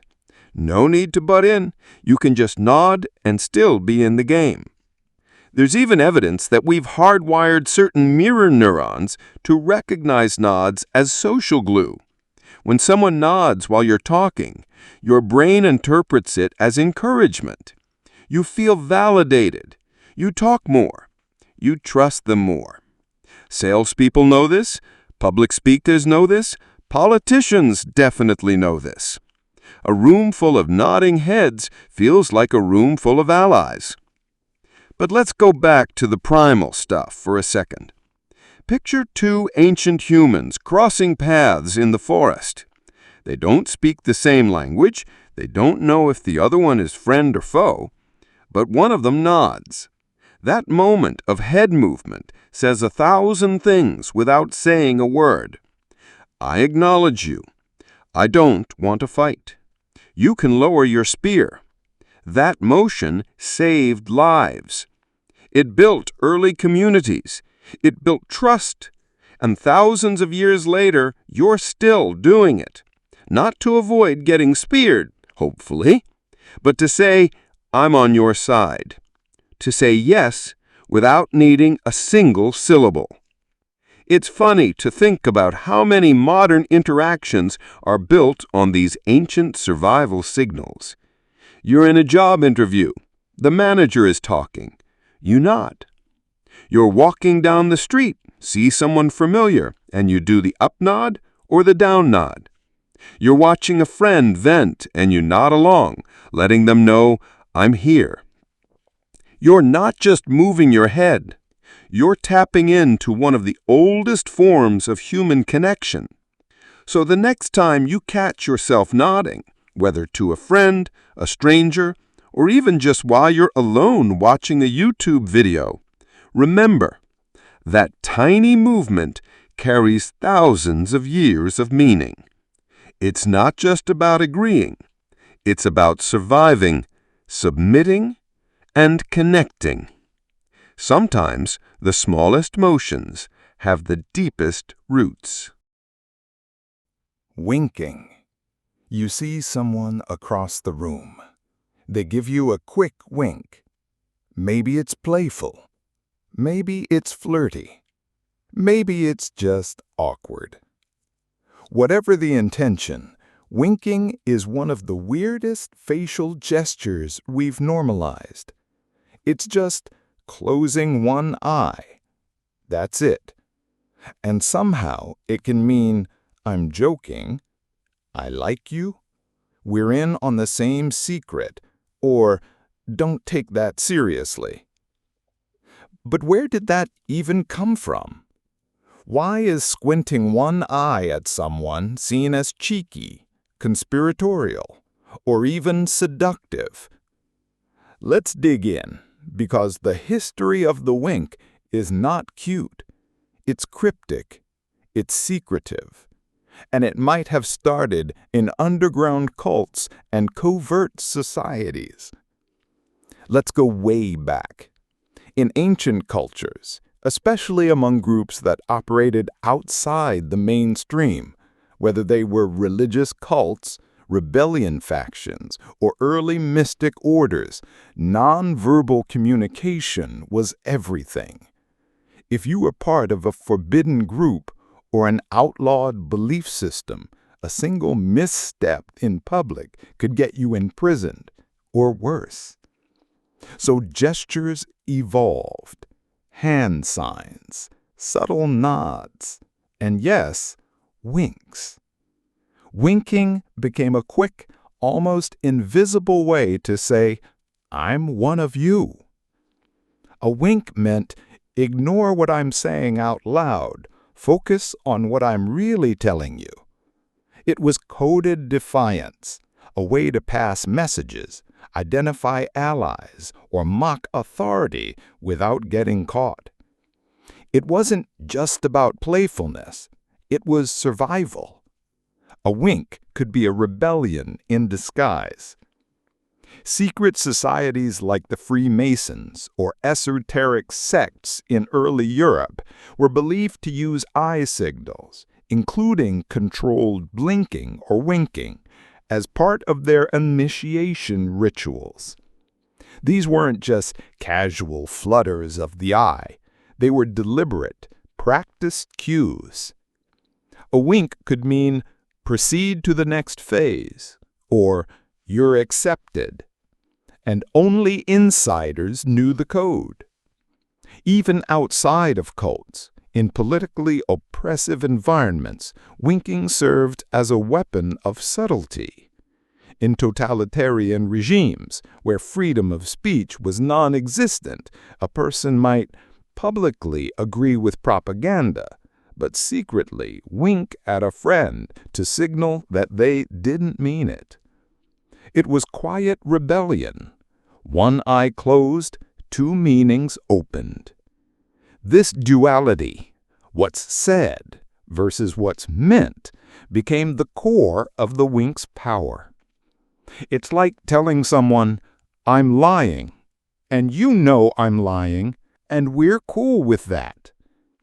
It's basically a built-in sarcasm detector. Now, fast forward. The wink trickles down from cults and conspiracies into mainstream society. In medieval and Renaissance theater, actors began using winks on stage to break the fourth wall. A wink told the audience, "Hey, I know what I just said sounds serious, but between you and me, we both know it's a game." It became a tool of comedy, of irony. And just like that, the wink started to shift. From secretive to sly. From underground to understood. But the dangerous roots never fully disappeared. In Victorian times, winking was considered highly inappropriate, especially between men and women. It was seen as too forward, even scandalous. A woman receiving a wink from a stranger could be deeply offended, or consider it a signal of seduction. Either way, it wasn't innocent. It was still loaded. And honestly, it still kind of is. Because even now, winking carries a heavy dose of ambiguity. When your boss winks after saying, "Great job," do they mean it?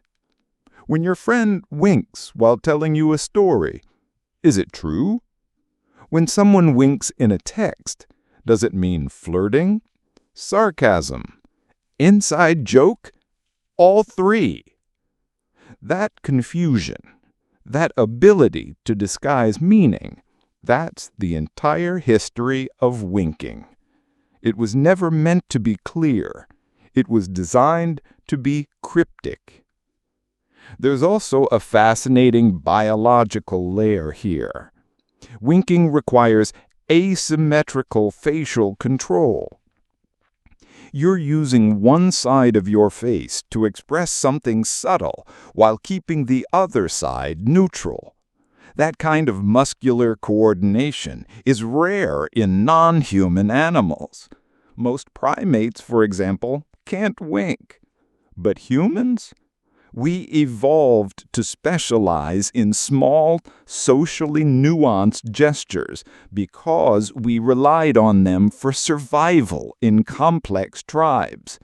So a wink, it's not just a squint. It's proof of your brain's ability to speak in layers.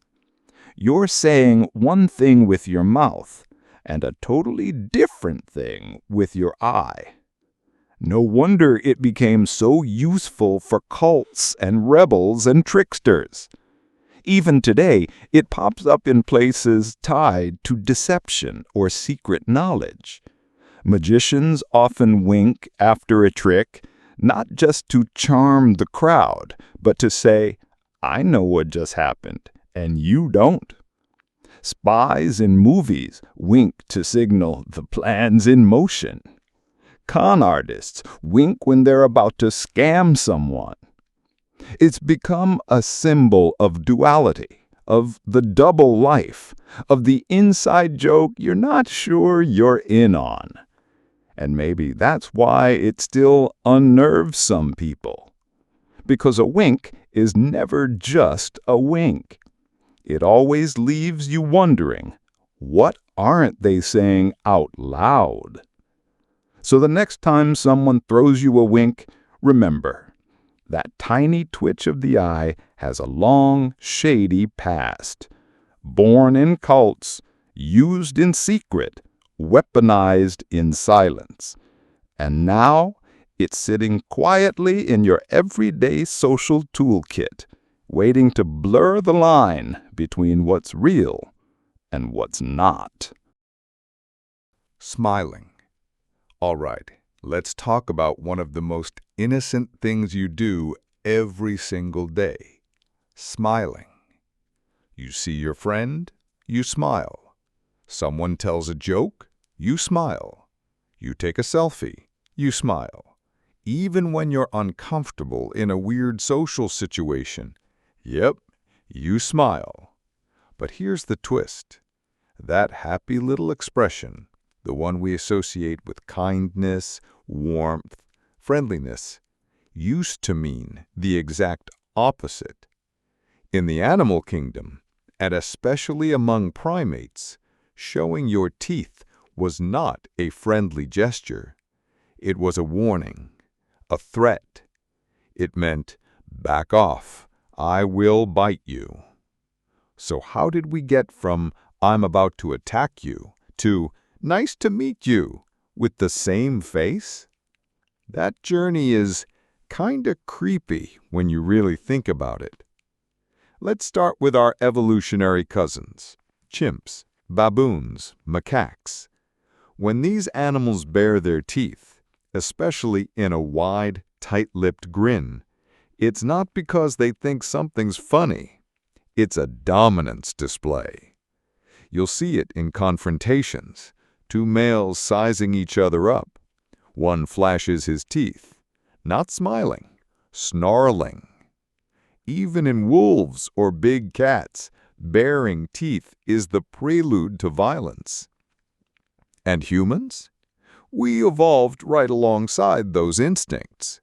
In fact, early human ancestors probably used tooth-baring as a way to warn others without having to get physical. It's a clear message. No words needed. Think about it. Before language, before social norms, the face had to do a lot of talking. A smile wasn't a sign of joy. It was a tool of intimidation. But here's where it gets strange. Some primates, like lower-ranking chimps or submissive monkeys, started doing a weird version of the smile too. Only theirs wasn't a challenge. It was more like, don't hurt me. They'd pull back their lips in a show of submission. It was still teeth, but the message was different. So now, we've got two meanings floating around. One aggressive, one submissive. Fast forward to early humans, and we're living in small tribal groups. Social structure is everything. Being able to show submission or friendliness without talking becomes a survival skill. So over time, that toothy display softens. It goes from, I might bite you, to, please don't bite me. Eventually, it becomes, I come in peace. Still creepy though, right? Because underneath that friendly smile is a long evolutionary history of warning signs and fear. And here's the kicker. Even today, people can feel that history, subconsciously. Ever notice how some smiles seem off, too wide, too toothy, too intense? There's actually a term for that, the uncanny smile. It's when someone's facial expression looks cheerful, but your gut says, something's wrong here. That's not your imagination. That's your instincts picking up on a threat signal that doesn't match the social context. And this isn't just theoretical. Researchers have studied how people from different cultures interpret smiles, and it turns out not everyone sees them as friendly. In some places, especially where social trust is low, A stranger smiling at you isn't comforting. It's suspicious. It might mean they want something, or they're hiding something.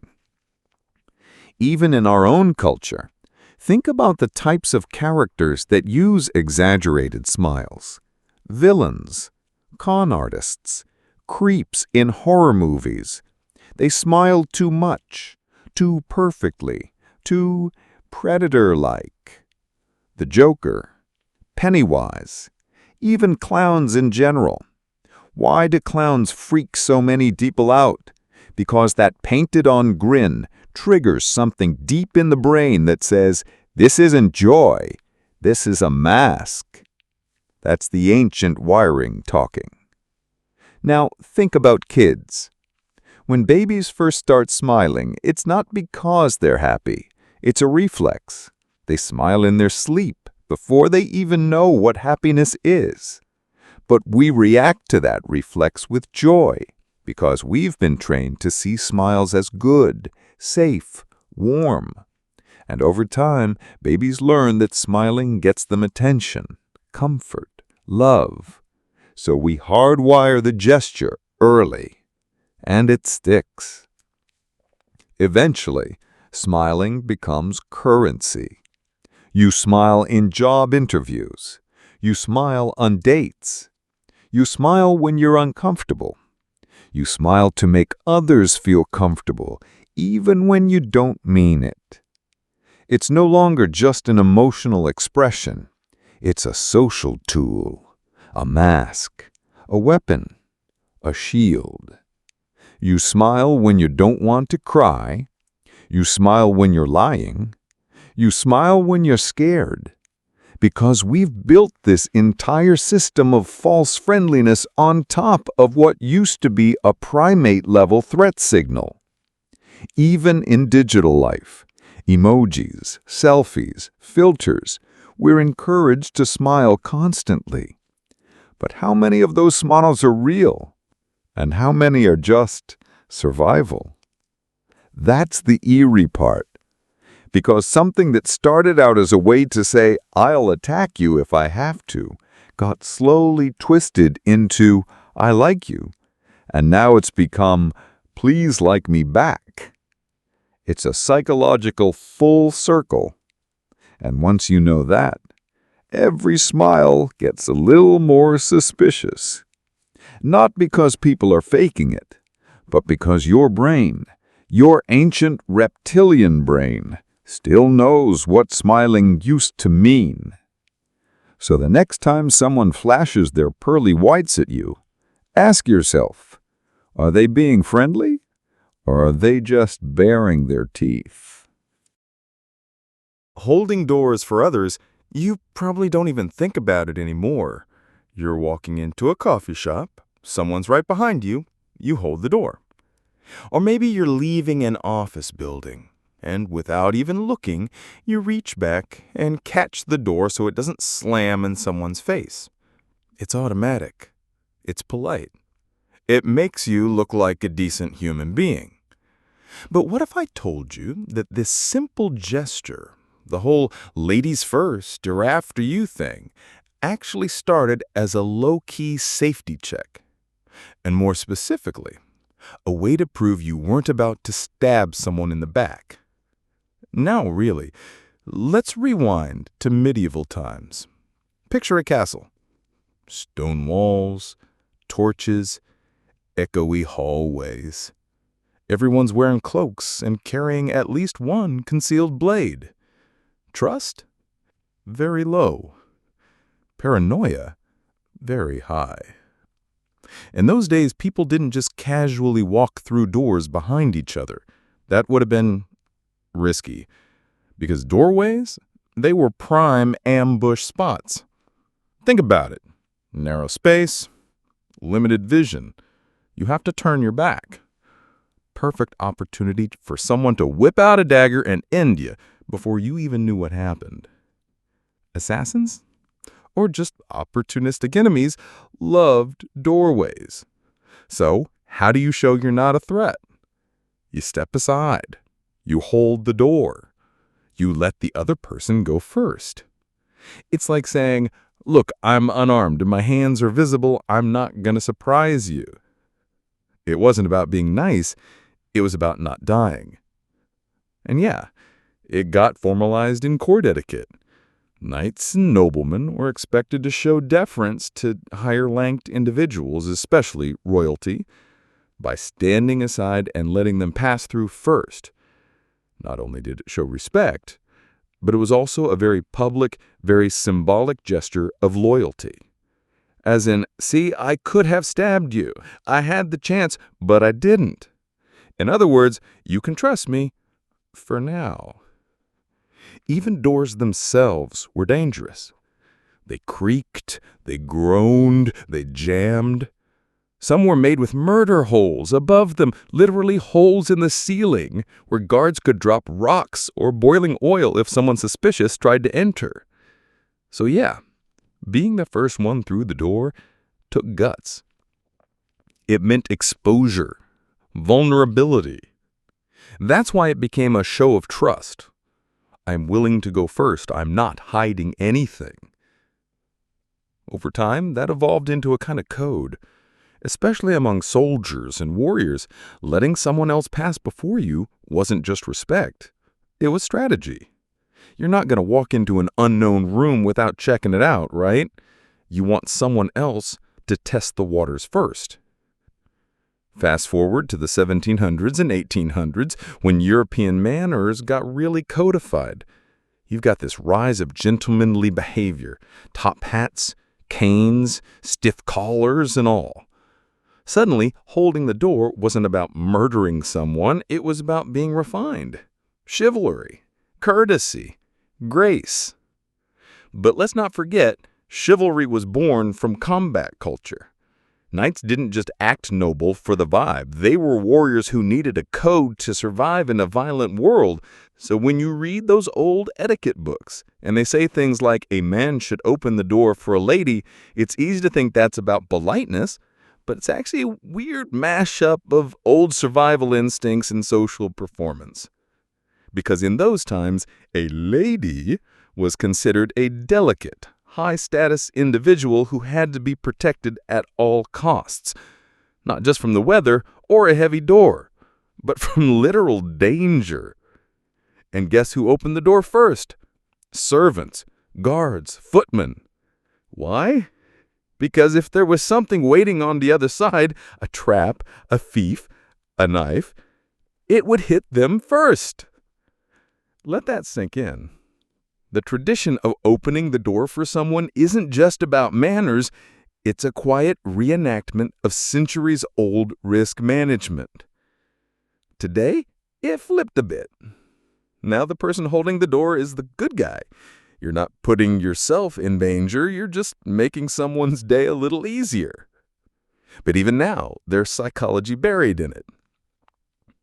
Studies have shown that when someone holds the door for you, you feel a little pressure to be grateful. You might say thank you. You might smile. You might even feel weirdly guilty if you don't acknowledge it. It creates a micro-debt. That's what makes it powerful. Because even though the actual threat of assassination is long gone, hopefully, the social script remains. And sometimes we still use it to judge people. Ever been on a date where the person doesn't hold the door? You notice, don't you? Or when you hold the door for someone and they just breeze by without saying thanks? That sticks with you. It's not about the door. It's about trust, awareness, and power dynamics. Now here's where it gets even weirder. There are entire internet debates about door-holding etiquette. Who goes first? Should you wait if they're a few steps behind? Is it sexist to assume the guy should do it? And while everyone's arguing about modern gender roles, no one realizes they're reenacting a medieval drama about murder prevention. Because at its core, the gesture hasn't changed. It's still about one person saying to another, I'm not a threat. I'm making space for you. And that's kind of beautiful. in a dark, suspicious knight in a shining armor kind of way. So the next time you hold the door for someone or someone holds the door for you, just know this. You're not just being polite. You're participating in a 1,000-year-old tradition of not getting stabbed. And honestly, that's the kind of creepy history I can get behind. Crossing your fingers. You probably do it without thinking. You've got an exam coming up, you're waiting for a job interview response, or maybe your friend says, "I hope it works out," and you instinctively respond with fingers crossed. It's such a simple gesture. You take your middle finger, cross it over your index, and somehow that's supposed to make things go your way. But where does that even come from? Why do we believe that overlapping two fingers can magically bring luck or protect us from bad outcomes? Turns out this tiny motion has a very old, very creepy backstory, one that starts not in optimism, but in fear. Let's go way back, before the gesture meant good luck, back when people believed that invisible forces controlled nearly every part of daily life. In ancient pre-Christian Europe, especially among early pagan and Celtic groups, people believed the world was filled with spirits, demons, omens, and mischievous entities. And they weren't subtle about it. A sneeze, spirit leaving your body. A shadow moving weird, demon. Bad crop season, cursed. People were constantly trying to find ways to ward off evil, especially when saying something hopeful or making a wish, because, in their worldview, hope attracted danger. Why? Because when you publicly wish for something, spirits might try to interfere out of jealousy or spite. So if you wanted to wish for something, say a healthy child or a good harvest, you had to protect that wish from being tampered with. Enter the fingers. One of the oldest beliefs was that the intersection of two things, especially two human limbs, formed a crossroads that spirits couldn't pass through. It was thought to confuse or trap them. And so, if you physically crossed your fingers, you were creating a kind of spiritual trap. A demon might try to follow your wish, but would get caught between the fingers and stuck. The idea was you could make your wish while keeping it shielded. In some traditions, the wish wasn't even supposed to be spoken out loud unless your fingers were crossed. Otherwise, the spirits would hear it and ruin it. It's like magical encryption. And this goes even deeper. In certain European folk rituals, crossing your fingers was used not for luck, but for protection during danger. You'd cross your fingers during childbirth, during storms, even while passing graveyards where it was believed the dead could reach out and pull you into the spirit world. That's right. People would literally cross their fingers as a kind of portable ward. And guess what? It wasn't always just your own fingers. Originally, the gesture was communal. You'd make a wish, and another person would cross their finger over yours, like two people combining hope and trust to form a sacred X symbol. That intersection was thought to represent unity, protection, and spiritual focus. It was a kind of mini prayer, a way to say we both believe in this, and we're protecting it together. Eventually, that evolved into people doing it solo, especially once Christianity spread and started adapting these pagan ideas into more standardized symbolism. And yep, you guessed it, the cross became a huge part of it. Christianity quickly absorbed the gesture as a way to invoke divine protection. Now, the finger crossing wasn't just trapping demons, it was also a miniature cross invoking Jesus or saints to keep you safe. In fact, during periods of persecution, when Christians had to hide their faith, crossing fingers was one way to secretly pray or signal devotion without drawing attention. So crossing your fingers became both a defensive move and a coded gesture. You were communicating something spiritual without needing to say a word. Over time, especially by the Middle Ages, this shifted from being a protective charm to being a symbol of luck. But even then, it had this built-in warning. You only crossed your fingers when the situation wasn't secure. You didn't cross your fingers when you knew things would work out.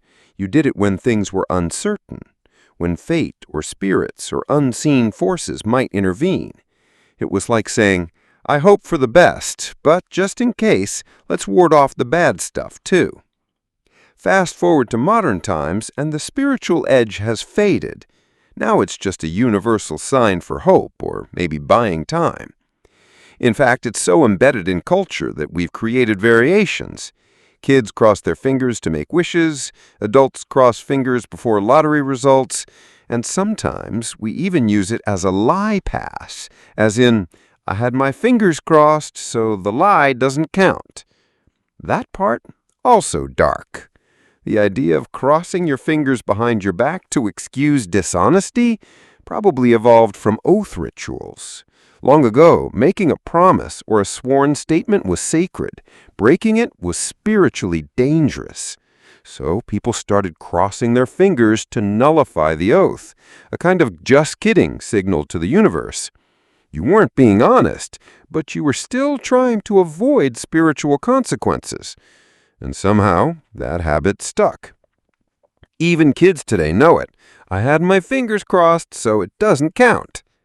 It's creepy how that echoes the idea of outsmarting spirits, like the old pagan ways. You're not just lying to a person, you're shielding yourself from the metaphysical backlash. All of this from just bending one finger over another. So next time you say, fingers crossed, ask yourself, are you really hoping for luck? Or are you reenacting a centuries-old gesture meant to trap a demon, ward off misfortune, and sneak your wish past the forces that might want to ruin it? Because history suggests it's all of the above. Sitting in a circle. It seems innocent enough. You're at a campfire with friends. Everyone naturally forms a circle. No one says it. No one plans it. But somehow, you all gravitate to that shape. Or think of childhood, story time at school, truth or dare at sleepovers, or even team huddles before a game. Everyone sits in a circle. It feels fair, equal, safe. But here's the creepy part. That instinct, it goes way deeper than comfort or equality. You're channeling something prehistoric, something survival-based, and possibly something spiritually defensive. Let's go back to the days before houses, schools, and fire pits. Picture early humans living in open plains, dark caves, and thick forests. Every night was a gamble. They weren't just dealing with predators like lions or wolves. They also believed in unseen forces, spirits, shadows, whispers in the night. And when you're surrounded by threats, real and imagined, what's the smartest shape to sit in? A circle. Why? Because a circle gives you 360-degree visibility. No blind spots. No vulnerable backs. If danger approaches, someone will see it. Everyone can respond. And if you have fire in the middle, even better. It becomes a beacon, lighting faces, pushing shadows away, giving the illusion of safety. But there's more.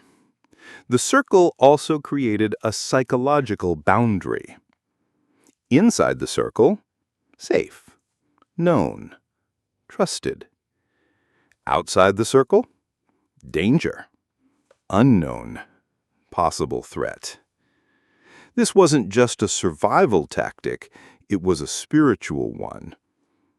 Early tribes believed that evil spirits or malevolent forces couldn't enter certain shapes, and the circle was one of the strongest. It had no corners, no openings. It represented continuity, unity, and protection. That's why so many ancient rituals across different cultures are performed in circles. Druidic ceremonies?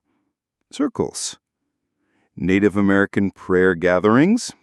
Circles. African tribal dances?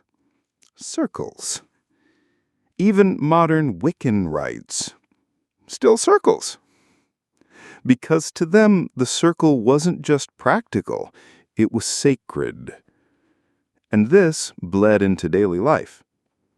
When people gathered to eat, talk, or plan, they sat in a circle, not just to include everyone, but to create a barrier against the unknown. Some groups even believed that if a person sat outside the circle, they were more vulnerable to being possessed by spirits or targeted by curses. It's creepy how often this logic appears throughout history. In medieval Europe, people accused of being witches were sometimes forbidden from entering group circles during public gatherings. Why? Because they were believed to break the circle's protection. So the shape wasn't just social, it was spiritually enforced. Even the placement in the circle mattered. Elders would often sit at specific points, facing directions tied to the sun, the moon, or symbolic gateways, because certain directions were believed to be more vulnerable to otherworldly intrusions. Now, fast forward to the present. We don't talk about demons at the campfire. We don't fear forest spirits at a picnic. But we still unconsciously recreate the formation. Kids in classrooms sit in a circle to focus attention and build trust. Support groups? Circles. Everyone faces everyone. No hierarchy. No hiding. Even rituals like birthdays, where people gather around a cake with candles in the middle. It's basically a tiny ceremonial fire inside a circle of well-wishers. The fire is smaller now, the threats feel more symbolic, but the instinct remains. We're still trying to keep the unknown outside the ring. There's even a modern psychological benefit. Studies show that sitting in a circle increases group cohesion, attention, and nonverbal communication. It fosters eye contact, discourages isolation, and triggers parts of our brain that associate roundness with safety. But maybe that's just our ancient brain talking. Maybe it's the echo of 1,000 generations saying, "Form the circle, watch every direction, keep the danger out." So the next time you're at a gathering and notice everyone naturally sitting in a ring, remember, it's not just for fun. You're recreating a survival formation passed down for tens of thousands of years, a shape designed to ward off beasts, spirits, and death itself. And deep down, your body still remembers exactly where to sit. Looking people in the eyes. You've probably been told it's polite. Look people in the eyes when you talk. Eye contact shows confidence, respect, honesty. It's a social rule we follow without thinking. But here's something nobody tells you. For most of human history, direct eye contact was terrifying. Not just awkward, not just intense, dangerous.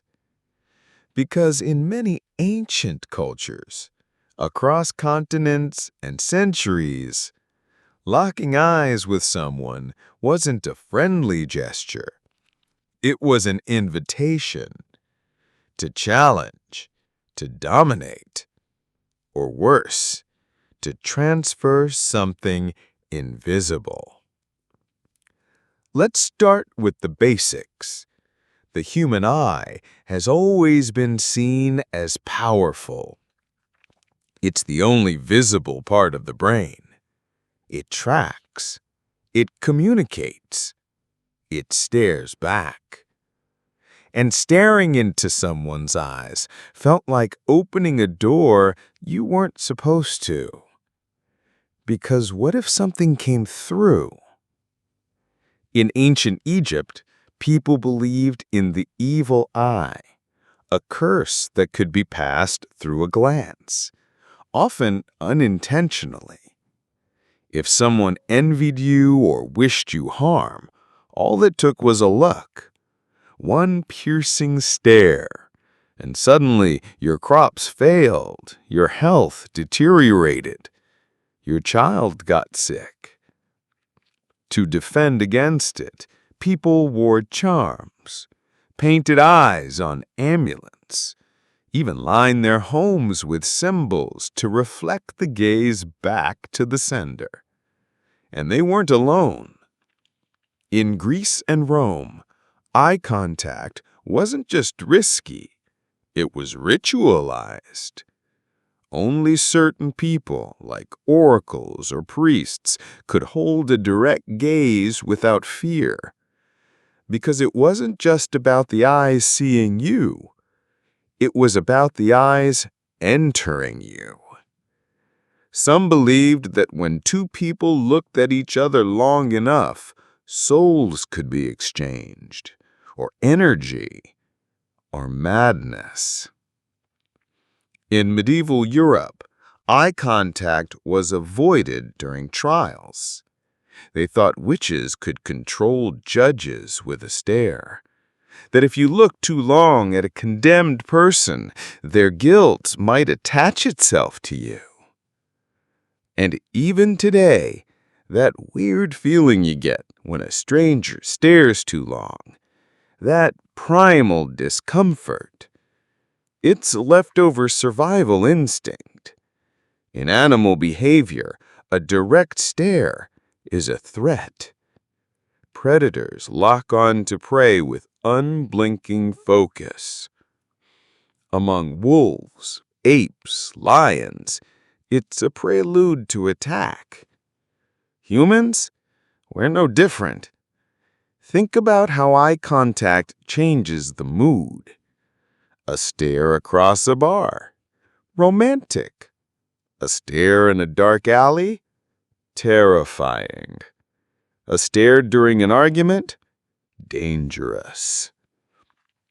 Now here's where it gets creepier. Some ancient tribes believed eye contact could steal something. Your thoughts, your memories, your will. They thought sorcerers could hypnotize with a glance, that locking eyes too long with the wrong person could let them in like a parasite. And that's why many initiation rituals involved breaking that barrier, forcing someone to look into another's eyes and surrender power. And children, in some cultures, babies were never allowed to make direct eye contact with strangers because their spirits were considered soft, unformed, vulnerable. A wrong stare could bend them, twist their personality, their health, even their fate. So how did this shift? In modern Western culture, eye contact slowly became a sign of strength. The Enlightenment brought focus on logic, clarity, and communication. People began associating the eyes with truth. Hence the saying, "Look me in the eye. The eyes never lie. He couldn't look at me, must be guilty." but that's not universal. In many Asian cultures, sustained eye contact is still considered disrespectful, a challenge to authority, an act of aggression. In some indigenous communities, it's taboo to look directly at elders or spiritual leaders because their gaze is believed to hold too much power. Even in modern psychology, eye contact is loaded. Too little, you seem shifty. Too much, you seem threatening.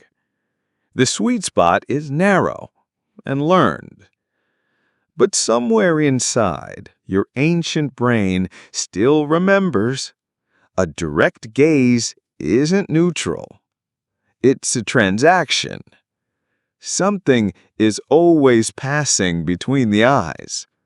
A message, a feeling, a curse.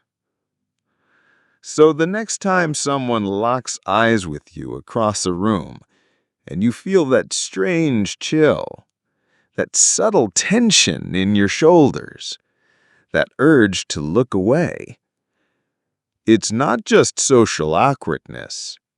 It's the echo of 1,000 generations whispering, "Be careful.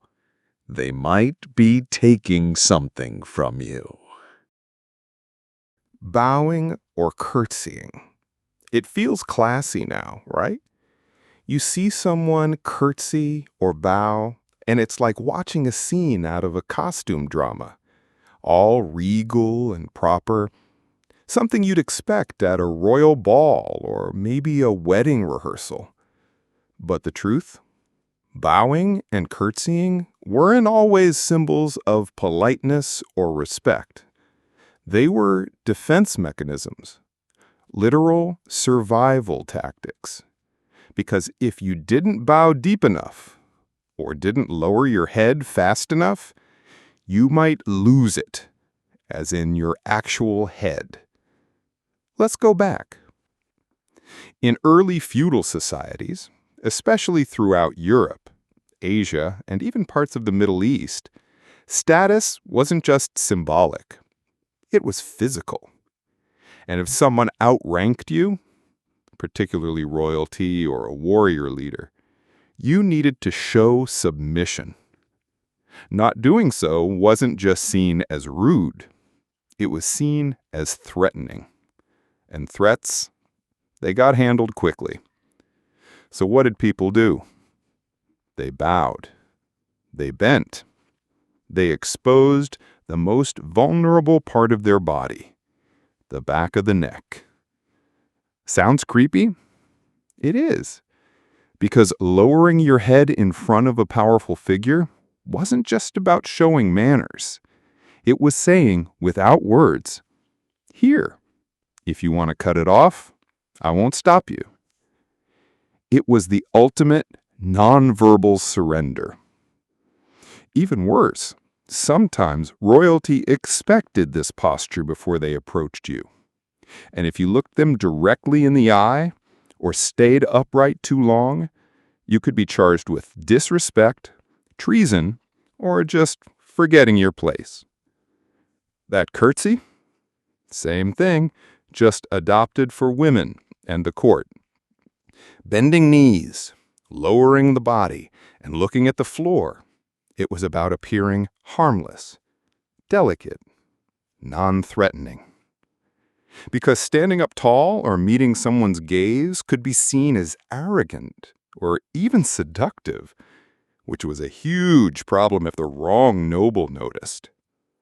And let's not forget, during medieval times, political power was deeply tied to public performance. How you bowed showed how much you understood your place. Too shallow? You're bold. Too slow? You're hiding something. People trained for this, practiced it. You had to know exactly how far to go. Now jump continents.